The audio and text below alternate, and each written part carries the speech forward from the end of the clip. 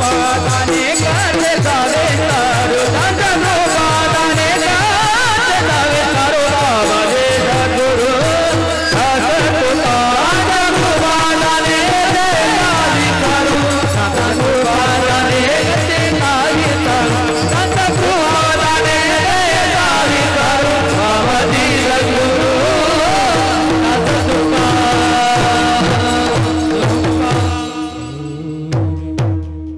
कैलास राणा शिवचंद्र मोळे फणींद्र माता मुकुटे झळाळे कारण्य सिंधू भवदुःखारी तुझविन शंभो मद कोण तारी दयांचे केलिया स्मरण होय सकळ विद्यांचे अधिकरण तेची बंधू श्री चरण श्री गुरूंचे ते नमस्कारो आता विठ्ठल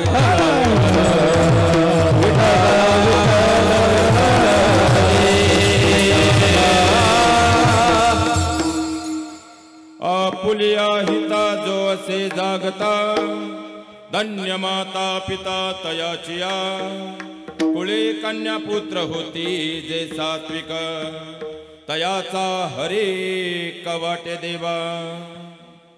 प्रस्तुत प्राप्त कीर्तनरूपी सेवेकरता निवडलेला अभंग जगद्गुरु जगदमान्य विश्ववंदनीय अध्यात्माचा कळस।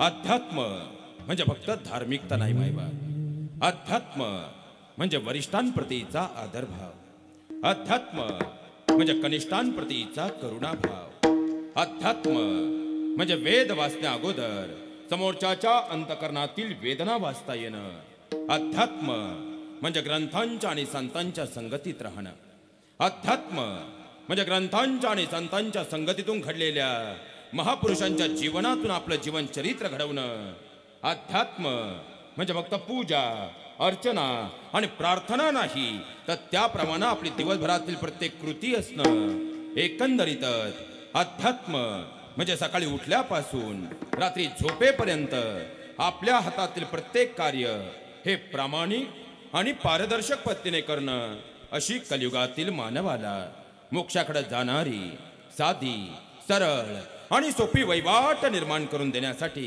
ज्याने गाथा या प्रकरणातून 5वा वेद निर्माण केला तर जगद्गुरु तुकोबारायांचा 4 चरणांचा बहुतेकांच्या पाठातील अनेक वेळा आपल्या समोर चिंतनाला आलेला अभंग म्हणजे अल्पज्ञान आणि अल्पमतीनुसार चिंतन निरूपण सेवेकरता निवडलेला आहे। विठ्ठल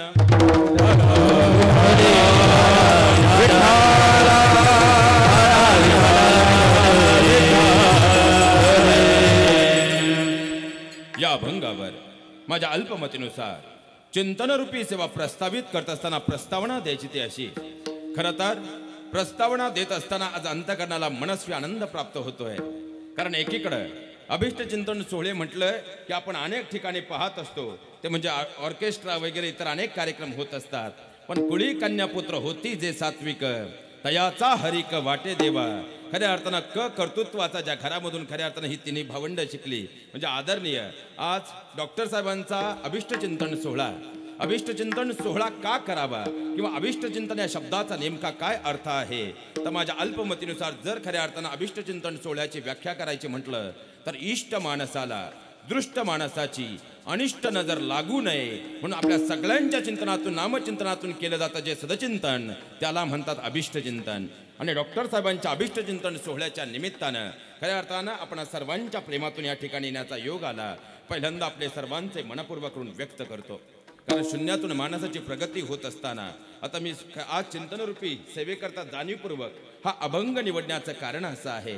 जर खऱ्या अर्थानं डॉक्टर साहेबांचं जीवन पाहिलं तर शून्यातून आपल्या कुटुंबाची प्रगती साध असताना खऱ्या अर्थानं क म्हणजे कर्तृत्वाचा हा शब्द जन्मतः ज्यांच्या कानावरती पडला, कारण घरात हाडाचे शिक्षक त्यांचे वडील होते आणि ही तीनही भावंड त्यांच्या संस्कारांच्या वेलीवरती पाहता पाहता बहरत गेली। पण ती बहरत असताना मात्र खऱ्या अर्थानं जरी शिक्षक खऱ्या अर्थानं त्या काळातले शिक्षक वडील होते, पण गरिबीची चटका मात्र अंतकरणाला त्याही वयामध्ये होता। म्हणून तर शाळेत जात असतानाही आता खऱ्या अर्थानं आपलं कुटुंब हे घडलं पाहिजे ही तीनही भावंडांच्या अंतकरणामध्ये असणारी भावना, जणू काही राम लक्ष्मण आणि भारतासारख्या तिघांमध्ये असणारं प्रेम आणि याच प्रेमातून काबाड कष्टाची भूमिका अत्यंत लहान वयामध्ये अंतकरणामध्ये रुजली। मग तो भाजीपाला विकणं असू द्या किंवा आठवडे बाजार करणं असू द्या कष्टाच्या बळावरती हे कुटुंब घडत गेलं आणि सर घडत असताना सर्वसामान्य कुटुंबातून घडणारी माणसं असामान्य कर्तृत्व का करतात याचं कारण असं असतं की खऱ्या अर्थाने ते सामान्य माणसांमध्ये राहत असताना सामान्य माणसाचं दुःख जवळून पाहत असतात आणि त्या दुःखाच्या छटा दूर करण्यासाठी असामान्य कर्तृत्व करत असतात आणि त्यासाठी आपल्या जीवनामध्ये यथार्थ खऱ्या अर्थानं जागे राहत असतात. कारण आपण म्हणतो थोडंसं जगणं समाजासाठी, पण काही कर्तृत्ववान माणसं अशी असतात ज्यांचं संबंध जीवनच समाजासाठी असतं. म्हणून तर याच गावातील नाही तर आजूबाजूच्या गावातील अनेक लेकरं खऱ्या अर्थानं अनेक घरातले जे तेजस्वी चमकणारे जे दिवे आहेत नोकरीच्या माध्यमातून ज्याने खऱ्या अर्थानं संबंध विदर्भामध्ये पोहोचवले आणि खऱ्या अर्थानं अनेकांच्या घरातल्या चुलींना प्रज्वलित केलं, ते आदरणीय व्यक्तिमत्व म्हणजे डॉक्टर साहेब आहेत. एकदा जोरदार कडाळून टाळ्या त्यांच्यासाठी झाल्या पाहिजे. कारण शून्यातून कुटुंबाची प्रगती करत असताना जर त्यांचा संबंध जीवनाचा आढावा घ्यायचं म्हटलं तर अवघ्या 6 वाक्यांमध्ये जर डॉक्टर साहेबांचं जीवनचरित्र सांगायचं म्हटलं तर खऱ्या अर्थानं डॉक्टर साहेब म्हणजे नेमके काय आहेत? अहो दीनदलित गरिबांचे आई म्हणजे डॉक्टर साहेब, हरलेल्या पिसल्यांचे ताई म्हणजे डॉक्टर साहेब, लवलवत्या लेखणीची धार म्हणजे डॉक्टर साहेब, खऱ्या अर्थानं भ्रष्टाचारांच्या कानाखालचा जाळ जाळ जाळ म्हणजे डॉक्टर साहेब, तुटलेल्या विनेचा धनकार म्हणजे डॉक्टर साहेब, शेळपटात दिन नाकारून या विदर्भाच्या मातीला अस्मिताकार देणारे या मातीत जन्मलेले वाघ वाघ वाघ म्हणजे डॉक्टर साहेब. आणि खऱ्या अर्थानं अशा कर्तृत्ववान माणसांच्या मांदियाळीमध्ये त्यांचे अभिष्टचिंतन सोहळे होत असताना मनाला होणारा मनस्वी आनंद हाही शब्दांमध्ये व्यक्त होणार नाही. आणि त्याच अनुषंगाने जर पाहिलं तर आज त्यांचा अभिष्टचिंतन सोहळा होत असताना धन्य माता पिता त्याच्या त्यांच्या माता पित्यांचे संस्कार आहेत, घरातल्या धर्मपत्नीचे खऱ्या अर्थानं भक्कम साथ आहे आणि भावंडांचा आणि संबंध कुटुंबाचा त्यांच्यावरती असणारा प्रगल्भ प्रेम आणि विश्वास आहे. म्हणून एवढा सुंदर सोहळा होतो आहे. एकदा त्या कुटुंबासाठी जोरदार करून टाळ्या झाल्या पाहिजेत महाराज. आणि त्याचप्रमाणे विशेष तत्वानं तुमचं सगळ्यांचं प्रेम आहे म्हणून एवढा सुंदर सोहळा आहे. एकदा सगळ्या दादांवरती प्रेम करणाऱ्या सगळ्या या ठिकाणी उपस्थित असणाऱ्यांसाठी त्यांच्या मित्र परिवार ग्रामस्थ असतील, नातेवाईक पै पाहुणे असतील, सामाजिक राजकीय सांस्कृतिक सर्व क्षेत्रातील मान्यवर असतील, सगळ्यांसाठी एकदा जोरदार कडाळून टाळ्या या ठिकाणी झाल्या पाहिजेत. त्याचप्रमाणे ज्यांच्यामुळे या आवाजाला ध्वनिरूप प्राप्त झालं ते ध्वनिवस्था करणारी मंडळी, दादा आपली सिस्टम खरोखर अत्यंत चांगली आहे, दादांसाठी एकदा जोरदार कडाळून टाळ्या या ठिकाणी झाल्या पाहिजेत. त्याचप्रमाणे ज्यांच्यामुळे एकदिवसीय नामयज्ञ सोहळ्याला साक्षात भगवान परमात्म्याचा आशीर्वाद प्राप्त झाला ती महाराष्ट्रातली सगळी कोहिनूर रत्न. कारण एक वाक्य थोडं जबाबदारीनं बोलेल महाराज. वारकरी संप्रदाय ज्यांनी कळस चढवला ते म्हणजे जगद्गुरु तुकोबाराज. पण त्याच कळसाला मुलामा देण्याचं कार्य जर आजच्या काळात कोण करत असेल तर आदरणीय ही सगळी मंडळी आहे. या सगळ्यांसाठी एकदा जोरदार कडाळून टाळ्या झाल्या पाहिजेत. कारण दूरदर्शनवरती अजय अतुलचं गीत पाहिलं तरी घरात आई पप्या का पाहते पप्या तो पण त्या मागे त्यांचा 18 तासांचा रोजचा रियाज असतो. माझ्या महाराष्ट्राचा हा शेतकरी, माझ्या महाराष्ट्राचा हा वारकरी आणि धर्मावर संकट आलं तर होता धारकरी असेल ती चटणी भाकर खातात, आपल्या शेतामध्ये नोकरीमध्ये राब राब राबतात, पण जेव्हा नामयज्ञ सोहळ्याला उभे राहतात असा काही स्वर प्रज्वलित करतात भगवान परमात्म्याला तो ऐकावाच लागतो. माझ्या महाराष्ट्राचा हा शेतकरी, माझ्या महाराष्ट्राचा हा वारकरी आणि धर्मावर संकट आलं तर होता धारकरी. दिवसभर आपल्या नोकरीमध्ये व्यवसायामध्ये शेतामध्ये काम करून दोघांच्याही हाताला गठ्ठे पडलेले आहेत, पण ज्यावेळी पक्षपातावर थाप पडते आणि हार्मोनियमवरती बोट जातं असा काही मृदमनी बाहेर येतो भगवान परमात्म्याला स्वतः ऐकावाच लागतो. आपण सर्वांच्याही चरणावर या ठिकाणी दंडवत अर्पित करतो. त्याचप्रमाणे ज्यांच्यामुळे वारकरी संप्रदायाचा मूळ खांब भक्कम आहे असं म्हटलं तर वावगं ठरणार नाही की आमचे सगळे टाळ महर्षी आपल्या सर्वांच्या चरणावर यथार्थ दंडवत या ठिकाणी अर्पण करतो. त्याचप्रमाणे आपण सगळे जरी 2 तास या ठिकाणी असू तरी जाताना पुण्याची पिशवी ज्यांची अधिकची भरली जाणार आहे त्या आदरणीय आमचे विनेकरी बाबा आपल्याही चरणावर या ठिकाणी दंडवत अर्पित करतो. आणि खऱ्या अर्थानं या शक्तीच्या व्यासपीठावरती या ठिकाणी महाराष्ट्रातली ही सगळी ज्ञानी थोर मंडळी या ठिकाणी उपस्थित असताना खरं तर माझ्यासारख्या लेकरानं बाबा काय बोलावं हा फार मोठा प्रश्न आहे. आपण सर्वांच्या चरणावर यथार्थ नम्रतापूर्वक दंडवत या ठिकाणी अर्पित करतो. आणि खऱ्या अर्थानं सोशल मीडियाच्या माध्यमातून जगाच्या पाठीवर आध्यात्मिक विचारांचा वसा आणि वारसा पोहोचवण्याचं काम करणारी आमची सगळी सोशल मीडियाची टीम आणि खऱ्या अर्थानं या सोहळ्याच्या निमित्तानं झटलेला सगळाच खऱ्या अर्थानं डॉक्टर साहेबांचा मित्र परिवार एकदा सगळ्यांसाठी जोरदार टाळ्या होऊन जाऊ. तुम्ही म्हणाल महाराज आधीच उशीर झालाय आणि तुम्ही बोलायला लागलेले 5 मिनिटं झाले, पण 5 मिनिटापासून तुम्ही ह्या माणूस त्या टाळ्याच वाजवायला लावल्या, पण तरी खऱ्या अर्थानं एकदा जोरदार कारण टाळ्या होऊनच जाऊ द्यात महाराज. कारण या सगळ्या टाळ्या तुमच्यासाठी आहे महिला वर्ग. कारण संध्याकाळी 7 वाजले का झी वरती तू तिथं मी, 7:30ला मन झालं बाजिंद, 8 वाजता लेक माझी लाडकी, आणि 8:30ला आसवरीचं भलतं चाललंय ते आता सासूच्या लग्नात सुनबाई कलवरी. हे सगळं सोडून तुम्ही इथं उपस्थित आहात, तुमचंही मनपूर्वक व्यक्त करतो. आणि त्याचप्रमाणे खऱ्या अर्थानं छत्रपती संभाजी महाराज क्रीडा व शिक्षण संस्थेचे सर्व खेळाडू पदाधिकारी आणि त्यांच्या खऱ्या अर्थानं या सर्वांना ज्यांच्या प्रेरणेमधून हे यश साकार त्यांच्याही जीवनात झालेलं आहे, ते खऱ्या अर्थानं मूळ म्हटलं तर आदरणीय डॉक्टर साहेब आहेत. त्या पदाधिकारी खऱ्या अर्थानं आमचे सगळे म्हणजे हे क्रीडा विश्वाचं, कारण विदर्भात कबड्डी जर जगवली असा शब्द जर पुढे आला तर अग्रक्रमानं सुवर्णपानात जे नाव येतं ते आदरणीय डॉक्टर साहेबांचं आहे. आणि आज खऱ्या अर्थानं कारण कळंब या गावातील म्हणजे जर कळंबा महालीमधल्या खेळाडू जेव्हा अमरावतीच काय पण विदर्भाच्या कोणत्याही मातीत कुठेही आणि मराठवाड्यात कुठेही असू द्या, पण खऱ्या अर्थानं कळंबा महालीचे खऱ्या अर्थानं कबड्डीपट्टू आले म्हणजे सुवर्णचषक तेच नेणार हे प्रत्येक संघाला माहीत असतं. कारण एक खेळाडू म्हणून आपल्या लेकरांना घडवत असताना, खऱ्या अर्थानं एक खेळाडू म्हणून स्वतः घडत असताना, कालांतराने एक प्रशिक्षक म्हणूनही त्यांनी मोठ अशी काही बांधली. आज समाजाच्या पाठीवर एका वेगळ्या उंचीवरती खऱ्या अर्थानं कबड्डी या खेळाचा श्वास आहे. कारण कबड्डी ही डॉक्टर साहेबांच्या जीवनातली खऱ्या अर्थाने पंढरी आहे असं म्हटलं तर वावगं ठरणार नाही. आमच्या सगळ्या खेळाडूंसाठी सुद्धा एकदा जोरदार टाळ्या या ठिकाणी झाल्या पाहिजे. आता खऱ्या लक्षात घ्या महाराज. आणि आज आपण जर एकीकडे पाहिलं तर सध्या गौतमी पाटीलचं फार मोठं फॅड आहे. आणि कुठेही अभिष्ट चिंतन सोहळा म्हटलं की ऑर्केस्ट्रा आणि स्टेज शो मोठ्या प्रमाणावर होतात, पण एकादशीचा पर्वकाळ आहे. आणि या पर्वकाळी म्हणून तर मी सुरुवातीलाही म्हटलं की संस्कार जीवनात का महत्वाचे असतात, या संस्कारांचं बळ का महत्वाचं असतं, तर त्या निमित्तानं खऱ्या अर्थानं भगवंताच्या नामाचा या ठिकाणी टाहो फोडला जातोय. यापेक्षा अलौकिक अमृतुल्य काय असावं म्हणून पुन्हा एकदा जोरदार करून टाळ्या खऱ्या अर्थानं या व्यासपीठावरच्या सगळ्या ज्येष्ठ मंडळींसाठीही झाल्या पाहिजेत. लक्षात घ्या महाराज. आणि त्याच अनुषंगानं अभंगाच्या गुह्य चिंतनामध्ये प्रवेश करत असताना सुरुवातीला एक प्रश्न आहे आणि या प्रश्नाची उकल केल्याशिवाय अभंगाच्या गुह्य चिंतनामध्ये प्रवेश करणं अयोग्य ठरणार आहे. आणि प्रश्न असा आहे की इसवी सन 1200च्या कालखंडापासून आपल्याकडे कथा कीर्तन नामयज्ञ सोहळे सप्ताह सुरू आहेत. मग खऱ्या अर्थानं डॉक्टर साहेबांच्या अभिष्ट चिंतन सोहळ्याच्या निमित्तानं एवढ्या सुंदर कीर्तन सोहळ्याची आज आपल्याला गरज का आहे. लक्षात घ्या महाराज, या सृष्टीमध्ये 84 लक्ष योनी आहे, पण वास्तव जीवन हे फक्त मनुष्याला मिळालेलं आहे. पण जगावं कसं हे मात्र समजलेलं जाऊ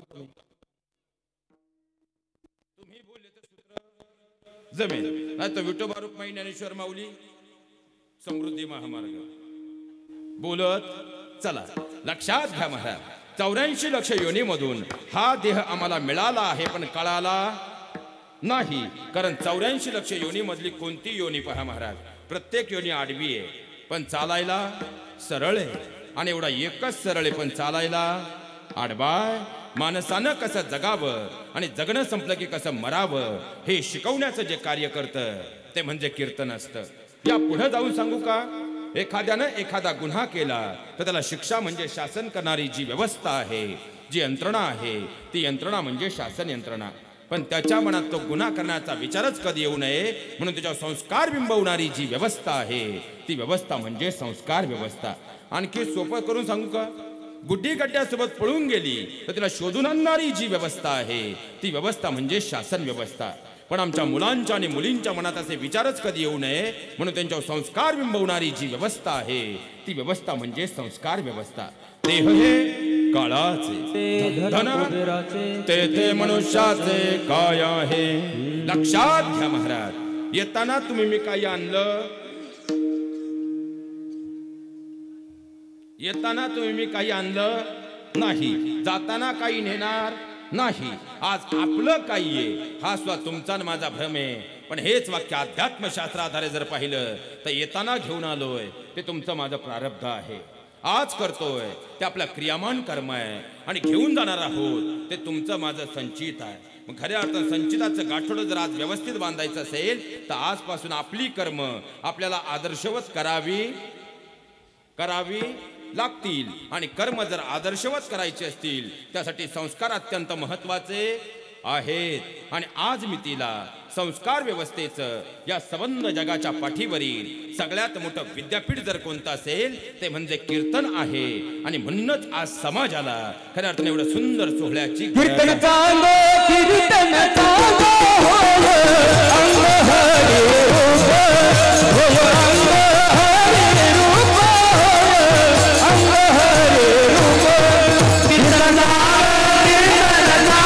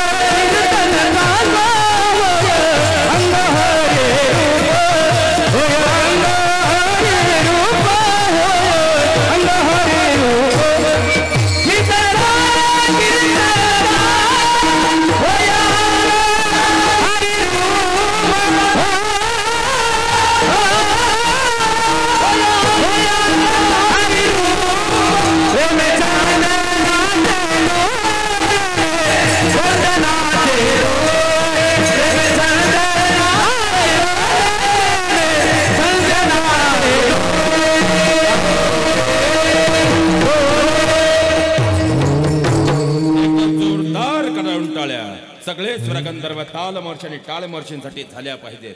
आणि खऱ्या अर्थानं डॉक्टर साहेबांच्या अभिष्ट चिंतन सोहळ्याच्या निमित्तानं खऱ्या अर्थानं हे नवीन एक आध्यात्मिक पर्वही या मातीमध्ये सुरू होतंय.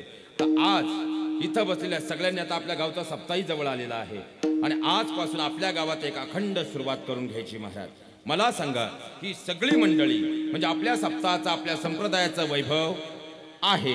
आणि गावातला सप्ताह असू द्या किंवा एक दिवसीय कार्यक्रम असू द्या, एक फोन केला म्हणजे ही सगळी मंडळी धावत येतात. याचा अर्थ या सगळ्यांचं तुमच्यावर प्रेम आहे. मग त्यांनी कोणतंही प्रमाण दिल्यानंतर त्यांना प्रोत्साहन देण्याचं काम आपलं आहे का तिकडे वाशिमकरांचं आहे?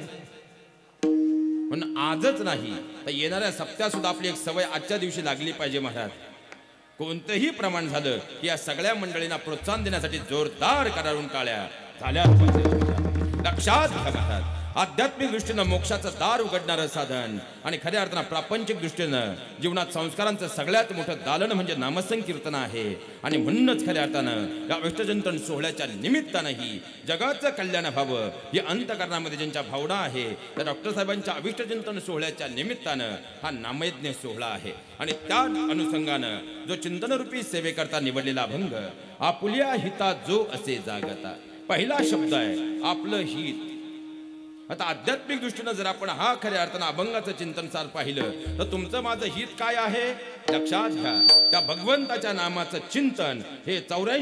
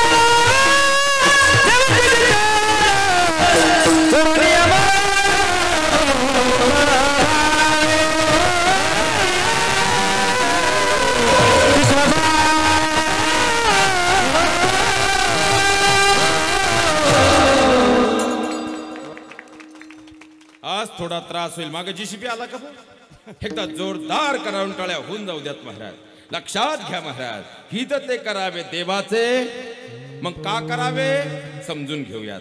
जन्माला आल्यापासून मृत्यूपर्यंत लक्षात घ्या महाराज, प्रत्येकाची धडपड सुखासाठी चाललेली आहे. मनुष्य दिवसाची रात्र करतो, रात्रीचा दिवस करतो, हाडाची काडा आणि रक्ताचं पाणी करून पैसा कमवतो. कशासाठी? महाराजांना देण्यासाठी. कशासाठी? सुखासाठी. सुखासाठी बंगला बांधला.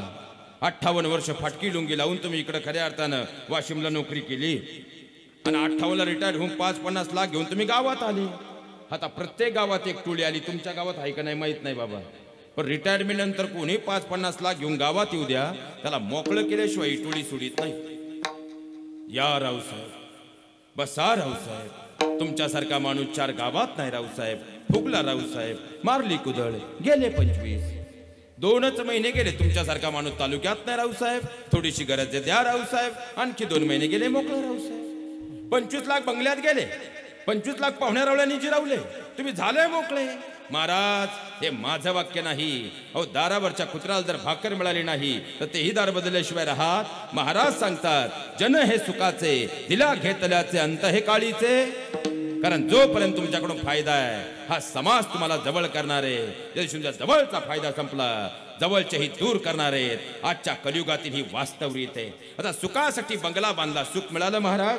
उत्तर शोधत चला. सुखासाठी बायको केली, तिथं मिळतच नाही म्हणा. आता तो तर जागतिक प्रश्न झालाय, पण केली. 2.5 लाखाचा हॉल घेतला, 3.5 लाखाच्या गावची जिरवाय डीजे आणला, फुलाच्या गाडीत सजून जी बायको वाजत गाजत घरी आणली, तीच तुम्हाला मला काय म्हणते? तुम्हाला काही कळत नाही? तुम्हाला काही कळत नाही तरी आपलं येडं म्हणतं बायको प्रेम करती. बायकोच्या प्रेमाचा झटका. बरं, आता सुखासाठी बायको केली, सुख मिळालं महाराज? उत्तरी तर देऊ नका, संध्याकाळी घरी जायचंय. सुखासाठी पप्या जन्माला आला, तोच पप्या म्हणतो माझ्या पप्पानं माझ्यासाठी काहीच कमवून ठेवलं नाही. सुखासाठी गुड्डी जन्माला आली, 2 पतपड्यांचं कर्ज काढून तिला विद्यापीठात कॉलेजला पाठवली. ती कॉलेजच्या गेटवरूनच गड्ड्याला घेऊन गेली, तर गावात आडनाव बदलून आली. सुखासाठी बांध कोरले, ही बांध कोरणार एक नवीन टोळी आली.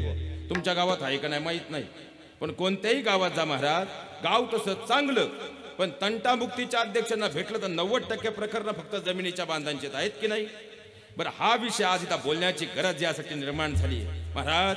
खऱ्या अर्थानं जर मागचा संबंध तुमच्या जीवनाचं, जर डॉक्टर साहेबांच्या जीवनाचं आणि त्यांच्या परिवाराचं जर आपण खऱ्या अर्थानं चरित्र पाहिलं तर आज 3ही भावंड विचारांनी मात्र एकत्र आहेत. आणि म्हणूनच खऱ्या अर्थानं या कुटुंबाची स्वतःही प्रगती आहे आणि समाजाच्या प्रगतीसाठी ही अहोरात्र त्यांची सेवा आहे. कारण त्या घरामध्ये खऱ्या अर्थानं भाऊ एकत्र आहेत. कारण भाऊ हा शब्द उलटा वाचला तो होतो उभा.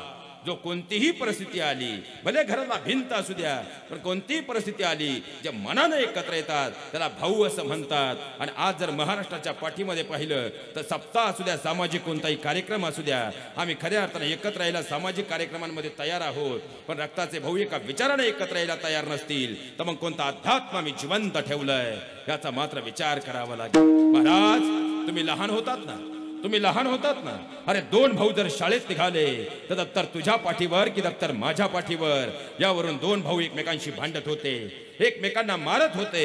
पण वर्गात बसल्यानंतर मात्र मांडीला मांडी लावून बसत होते. अरे ते 2 भाऊ जर संध्याकाळी आईच्या शेजारी झोपायला गेले ना, तर आईचं तोंड तुझ्याकडं की आईचं तोंड माझ्याकडं, यावरून एकमेकांशी भांडत होते, एकमेकांचे केस ओढत होते. पण पोलीस स्टेशनला जाऊन कधी एकमेकांवर केस टाकत नव्हते. तेच रक्ताचे भाऊ आज जर काहीच न पिकणाऱ्या गुंठावर बांधासाठी एकमेकांवर कुऱ्हाड घेऊन धावत असतील तर मग कोणता अध्यात्म आम्ही जिवंत ठेवलंय याचा मात्र विचार करावा लागेल. महाराज, इथं बसलेल्या प्रत्येकानं रामायण ऐकलंय, इथं बसलेल्या प्रत्येकानं रामायण पाहिलंय. या महाराष्ट्राची दुर्दम्य शोकांतिका अशी आहे, तुम्ही आम्हाला 5-5 लाख रुपये देऊन आमच्या रामकथा आयोजित करता, पण घरी गेल्यावर जर लक्ष्मणावर केस टाकायचा विचार करत असाल तर त्या गोड अध्यात्म रामायणामधून आम्ही शिकलो काय? सगळ्यात मोठा प्रश्न आहे. का तर तुम्ही रामायण बारकाईनं अभ्यासाव. रामायणाचा पूर्वार्ध जर आम्ही पाहिला तर आम्हाला राम लक्ष्मण आणि राम भारतामधलं प्रेम दिसतं. आणि त्याच रामायणाचा उत्तरार्ध जर आम्ही पाहिला तर आम्हाला वाली आणि सुग्रीवात निर्माण झालेला विसंवाद असेल, किंवा लंकाधिपती रावण आणि विभीषणात निर्माण झालेली लालसा असेल. अरे लंका सोन्याची होती, महिला मंडळ कशाची? सोन्याची. इथं 1 तोळा घ्यायचं म्हणलं तर वर्षभर भांडावं लागत आहे. तिथं लंका सोन्याची होती, पण रक्ताचा भाऊ भावाच्या विरोधात उभा ठाकला. शेवटी सोन्याची लंका ही मातीमोल झाली आणि प्रभू रामचंद्रांच्या जीवनात 14 वर्षांचा वनवास होता, पण लक्ष्मण आणि भरतासारखा भाऊ सोबतीला होता. म्हणून तर प्रभू रामचंद्र 14 वर्षानंतरही पुन्हा एकदा अयोध्येचा राजा होता. हे सगळ्यात मोठं वास्तव आहे. चला रामायणामधून आपण आपल्या जिल्ह्यामध्ये येऊयात. बांध करून बंगला बांधला, एक तरी माणूस सापडेल? बांध करून आपल्या मुलांचं आयुष्य घडवलं, एक तरी माणूस सापडेल? बांध करून गाड्या घेतल्या, एक तरी माणूस सापडेल? अहो खऱ्या अर्थानं तुम्ही आजूबाजूला नीट नजर टाका. ज्यांनी गाड्या घेतल्या, ज्यांनी घरं बांधली, ज्यांनी आपलं आयुष्य आपल्या मुलांच्या आयुष्य आणि पुढची पिढी घडवली, त्यांनी फुटभर बांध करण्याकडे कधी लक्षच दिलं नाही. आणि ज्यांनी बांध करण्यात आपला उभं आयुष्य घालवलंय, त्यांनी स्वतःच्या आयुष्याची तर माती केली, पण न कळत्या वयातल्या आमच्या छोट्या छोट्या लेकरांना सुद्धा वाशिम पोलीस स्टेशनची पायरी चढायला लावून पुढची एक पिढी बरबाद केली. हे सगळ्यात मोठं वास्तव आहे, सगळ्यात मोठं. आणि खऱ्या अर्थानं अहो जर एकीकडे पाहिलं तर आम्ही आमची कुटुंब उद्ध्वस्त करतोय, आणि दुसऱ्या बाजूला डॉक्टर साहेबांचं जीवनचरित्र पाहिलं तर आज शेकडोनी मुलं ते खऱ्या अर्थानं कामाच्या निमित्तानं नोकरीला लावतायत. हा दोन्हींमधला फरक आहे, आणि तो फरक ज्या दिवशी आम्हाला समजला आणि त्यांच्या जीवनातून आम्ही खऱ्या अर्थानं अनुकरणीय गोष्टी आमच्या जीवनामध्ये अंगीकारल्या, तर मला वाटतं हे या सोहळ्याचं सगळ्यात मोठं फलित आहे. हे सगळ्यात मोठं वास्तव आहे, सगळ्यात मोठं. बरं जाऊ द्या, आज मी तुम्हाला एक प्रश्न विचारूनच जातो. बांध करून बंगला बांधला, एक तरी माणूस सापडेल? तुम्ही आजूबाजूला नीट नजर टाकाव. खऱ्या अर्थानं बरं तुम्ही कितीही जरी बांध कोरले तर तलाठी भाऊसाहेबाच्या कपाटातील सातबारे कधी बदलणार आहेत का? आणि त्यावरचं खराब्याचं क्षेत्र कधी कमी जास्त होणार आहे का? याचा मात्र विचार करा.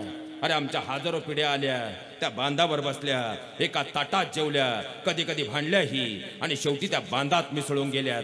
तुम्ही मी काय अमरपट्टा घेऊन आलोय? एक दिवस जर आम्हाला त्याच मातीत जायचं असेल तर कोणता अहंकार आमच्या अंतकरणात निर्माण झालाय याचा मात्र विचार करावा लागेल. कारण लक्षात घ्या महाराज, अहो खऱ्या अर्थानं फुटभर बांधांमधून आज आम्ही आमच्या रक्ताच्या नात्यांमध्ये एवढं मोठं वितुष्ट आणलंय की त्यामधून बाहेर पडणं आता अत्यंत अवघड होऊन बसलंय. ही सगळ्यात मोठी वस्तुस्थिती आहे. आज इथं उपस्थित आहे सगळ्या तरुण मित्रांनो, तुमच्या पायावर तुमचा भाऊ म्हणून आज एक डोकं टेकून विनंती करून जातो. ही जी वयस्कर पिढी आहे ना, ही फक्त 2 वेळचं घरात जेवायला मिळावं म्हणून आज तुम्हाला बोलून दाखवत नाही, पण तुम्ही सगळे घरात झोपल्यानंतर रात्रीच्या 12 वाजता आपल्या घरात आपल्या हुंदक्यांचा आवाज कुणाला येऊ नये म्हणून हीच पिढी डोक्याखालची उशी तोंडात घालतीये आणि गुडघ्यात डोकं घालून अंतरुणात हमसून हमसून रडतीये. का? तुमच्या माझ्या माय बापाचं जीवन कतराटून पहा. अरे तुमचा माझा हा बाप वयाच्या 20 वर्षापर्यंत आपल्या कुटुंबासाठी जगत राहिला, आपल्या बहिणींच्या लग्नाची कर्ज फेडत राहिला. 21व्या वर्षी त्याचं लग्न झालं, 1 वर्ष सुखाचा प्रपंच झाला आणि तुमचा माझा जन्म झाला. ज्या दिवशी तुमचा माझा जन्म झाला ना, त्या दिवशी त्या बाईनं बाई पण सोडून आई पण स्वीकारलंय, आणि तुमचा माझा बाप उभं आयुष्य तुमच्या माझ्यासाठी जळत राहिला, जगत राहिला. अरे उतारवय आलं तोपर्यंत त्यांनी कधी खऱ्या अर्थानं स्वतःचा विचार केलाच नाही, पण आता मात्र हातात काठी आली. पाहता पाहता डोळ्यांची नजर अंधुक झाली आणि आता गुडघ्यांची कुरकुर सुरू झाली, म्हणून त्यांना एकमेकांच्या आधाराची गरज वाटू लागली.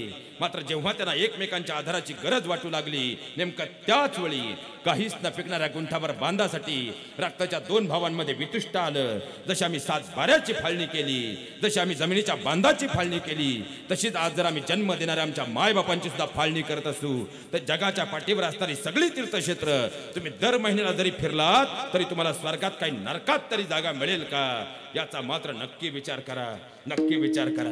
महाराज खऱ्या अर्थानं जर पाहिलं तर आता तुमच्या मोबाईलमध्ये 2000 कोरोनानं दाखवून दिलं. महाराज तुमच्या मोबाईलमध्ये 2000 मित्रांचे नंबर सेव्ह असू द्या, तुम्हाला इंस्टाला 1.5 लाख फॉलोअर असू द्या, शेअर चॅटला 5 लाख मित्र असू द्या, पण ज्या दिवशी तुम्ही पॉझिटिव्ह आलात ना, 2000 नंबर नॉट रिचेबल होते आणि ज्या भावाबरोबर कोर्टात केस चालू होती, शेवटी तुम्हाला वाशिमला ऍडमिट केल्यानंतर खऱ्या अर्थाने इथून बाहेर नेल्यानंतर 14 दिवस तुमची लेकरं सांभाळणार आहे आणि हॉस्पिटलच्या बिलला पैसे कमी पडले म्हणून भले वाईट बोलून का होईना 4 मित्रांकडे उसनवारी करूनही पण तुमच्या हॉस्पिटलचं बिल भरणाराही तुमच्या रक्ताचा भाऊ होता.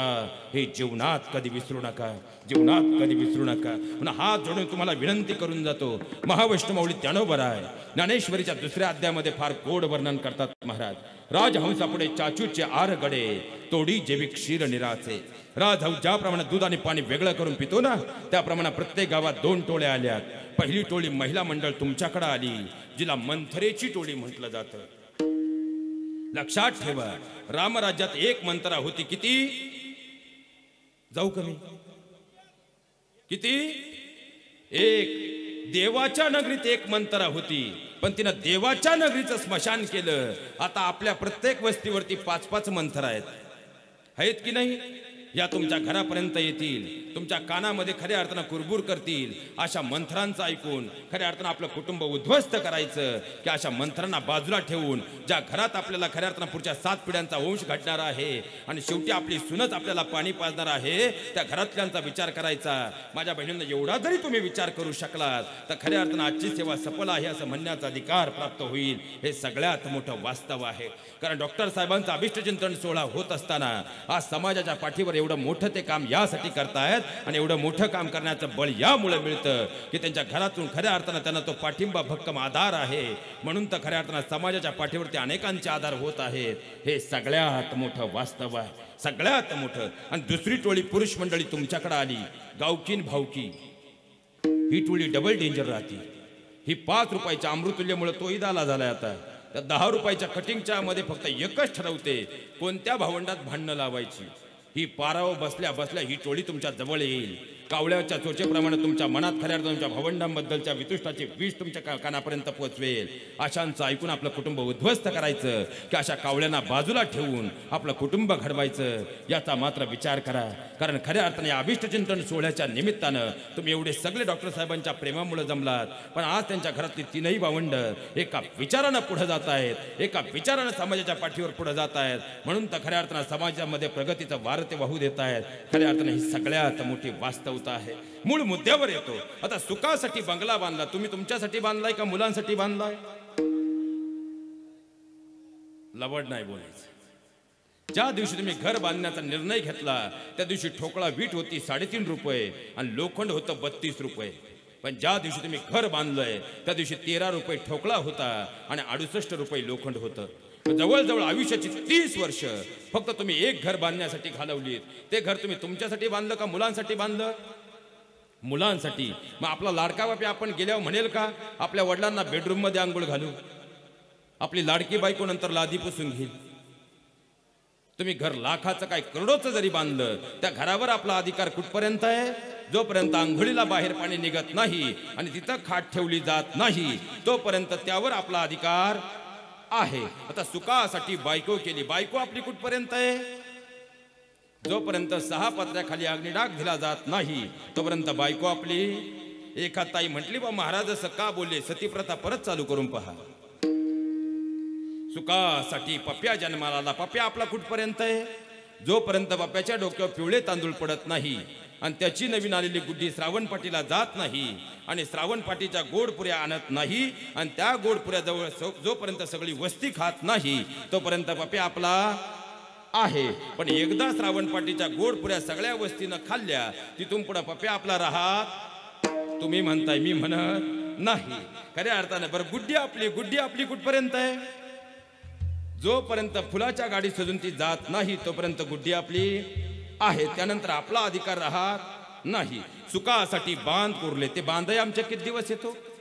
ज्या बांधासाठी आम्ही मायबापाच्या डोळ्यात अश्रू आणले, अरे ज्या बांधासाठी आम्ही दिवाळीच्या सणही कोर्टाच्या पायरीवर घालवला, ज्या बांधासाठी खऱ्या अर्थानं रक्ताच्या नात्यांमध्ये आम्ही वितुष्टाची फार मोठी दरी आणली, ज्या बांधासाठी दिवाळीनं किराणाचे पैसे बायकोनं मागितले, तिला न देता वकिलाचे जाऊन खिसे भरले, ते बांधही आमचे किती दिवस येतो? त्या बांधासाठी खऱ्या अर्थानं उभं आयुष्य वेचलं. एकदा आपली दशक्रिया झाली आणि 13वीचं गोड जेवण गाव जेवलं की 14व्या दिवशी 3 वेळा नवस करून झालेला पप्या सुद्धा आपल्या मृत्यू दाखला घेऊन ग्रामपंचायत मध्ये गेल्याशिवाय राहत नाही. आणि तो ग्रामपंचायत मध्ये गेला की तलाठी भाऊसाहेब आपल्या नावाला कंस केल्याशिवाय राहत नाही. मग ज्या बांधासाठी उभं आयुष्य आम्ही जाळलं, ज्या बांधासाठी मायबापाच्या डोळ्यात पाणी आणलं, ज्या बांधासाठी सख्या भावाशी वितुष्ट घेतलं, ज्या बांधासाठी कुटुंबाला वेळ न देता कोर्टाच्या पायऱ्या झिजवल्या, तो बांधाही आमचा किती दिवस आहे? मोजून 14 दिवस आहे. म्हणजे ज्या प्रपंचात आम्ही तल्लीन आहोत, आमच्या स्वार्थासाठी आम्ही तल्लीन आहोत, ते शेवटी सगळं समूळ नाशवंतच आहे. पण इथून पुढे 84 लक्ष योनीचा या मृत्यूलोका अध्यात्मशास्त्रातला प्रवास आहे. त्यातला मूळ विसावा जर कोणता असेल ते म्हणजे भगवंताचं नाम आहे. आणि त्याचं चिंतन जर आपल्या अंतकरणामध्ये राहिलं, ही तर ते करावे देवाचे चिंतन. मग ते चिंतन जर आपल्या अंतकरणामध्ये राहिलं तर तो तुकोबाराय म्हणतात, ज्याला हे योग्य वेळी हीच समजलं. मग योग्य वेळी का? तर थोडंसं आपण खऱ्या अर्थानं पुराण शास्त्राचा अभ्यास केला तर सत्ययुगाचा कालखंड जर पाहिला तर मनुष्याची आयुर्मर्यादा 1,00,000 वर्षांची होती. त्यानंतर त्रेतायुगाचा कालखंड जर पाहिला तर त्रेतायुगामध्ये तीच मनुष्याची आयुर्मर्यादा 10,000 वर्षांची होती. तर पुढे आलो आपण द्वापार युगाचा कालखंड पाहिला तर मनुष्याची आयुर्मर्यादा 1,000 वर्षांची होती. पण सध्या येत्या गुढीपाडव्याला ज्याची 5,098 वर्ष पूर्ण होत आहेत ते म्हणजे कलियुगामध्ये मनुष्याची आयुर्मर्यादा 100 वर्षांची आहे. आणि या 100 वर्षामध्ये एकही क्षणाचा या देहाचा भरवसा नाही. मग क्षणभंगूर देहानं जर खऱ्या अर्थानं भगवंताचं नाम ते चिंतन आपल्या अंतकरणामध्ये रुजवलं, हे हित जर समजलं, तुकोबाराय म्हणतात धन्य माता पिता तयाची आपलिया येता गोरे जागता आपलिया येता गोरे जागता आपलिया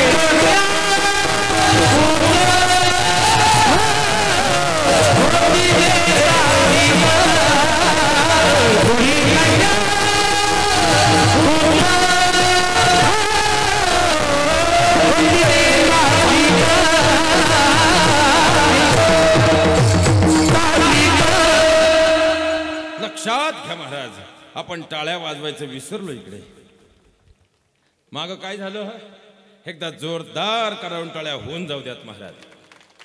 लक्षात घ्या महाराज, खऱ्या अर्थानं ते भगवंताचं नाम तुमच्या माझ्या जीवनाला 84 लक्ष योनीचा जो फेरा आहे त्यातलं मूळ विसावा साधण्याचं साधन आहे. म्हणून हित ते करावे देवाचे, म्हणजे सुख भगवान परमात्म्याच्या नामात आहे, जे सुख भगवान परमात्म्याच्या चरणात आहे ते सुख जर आमच्या जीवनामध्ये आम्ही यथार्थपणे जोपर्यंत या देहात प्राण आहे तोपर्यंत जर स्वीकारलं तर या देहाचं कल्याण आहे. पण तुकोबाराय प्रश्न आम्हाला पुढचा आहे, धन्य माता पिता तयाची.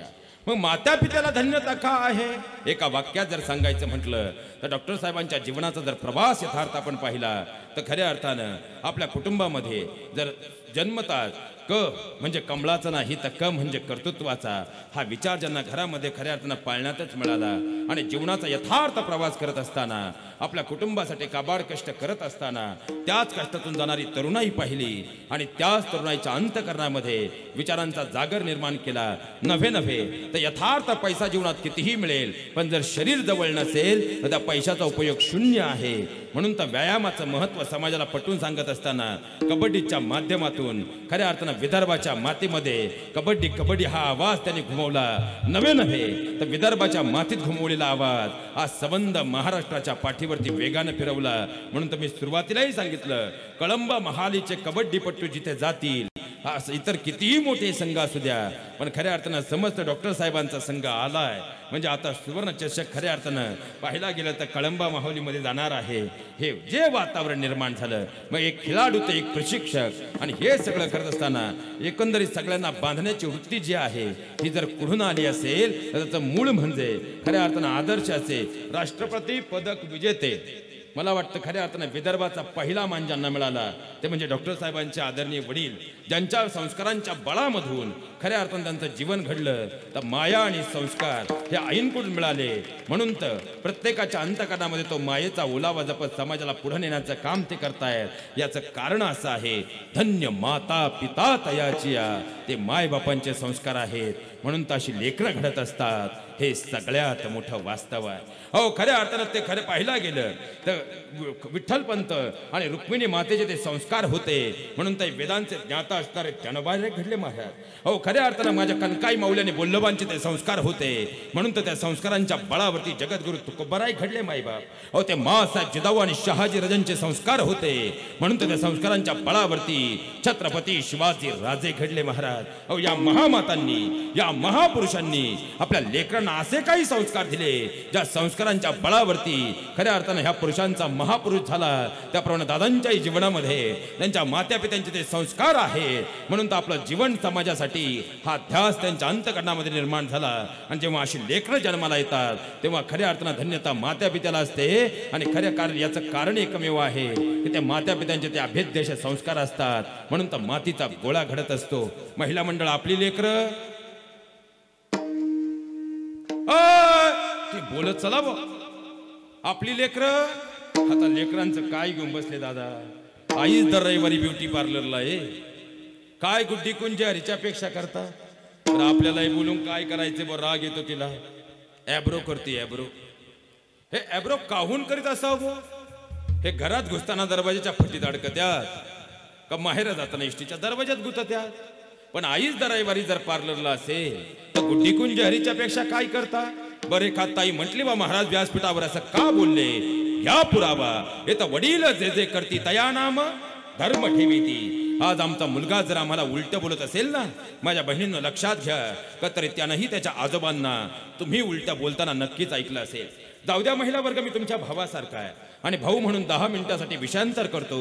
कानाचे पडदे उडे ठेवून ऐकावं ही मात्र अपेक्षा आहे. कारण वैदिक काळापासून तर जर आपण अभ्यास केला तर वैदिक काळापासून विश्वाचा सार सामोरीला आई हा शब्द जन्मदातीला लागू पडायचा.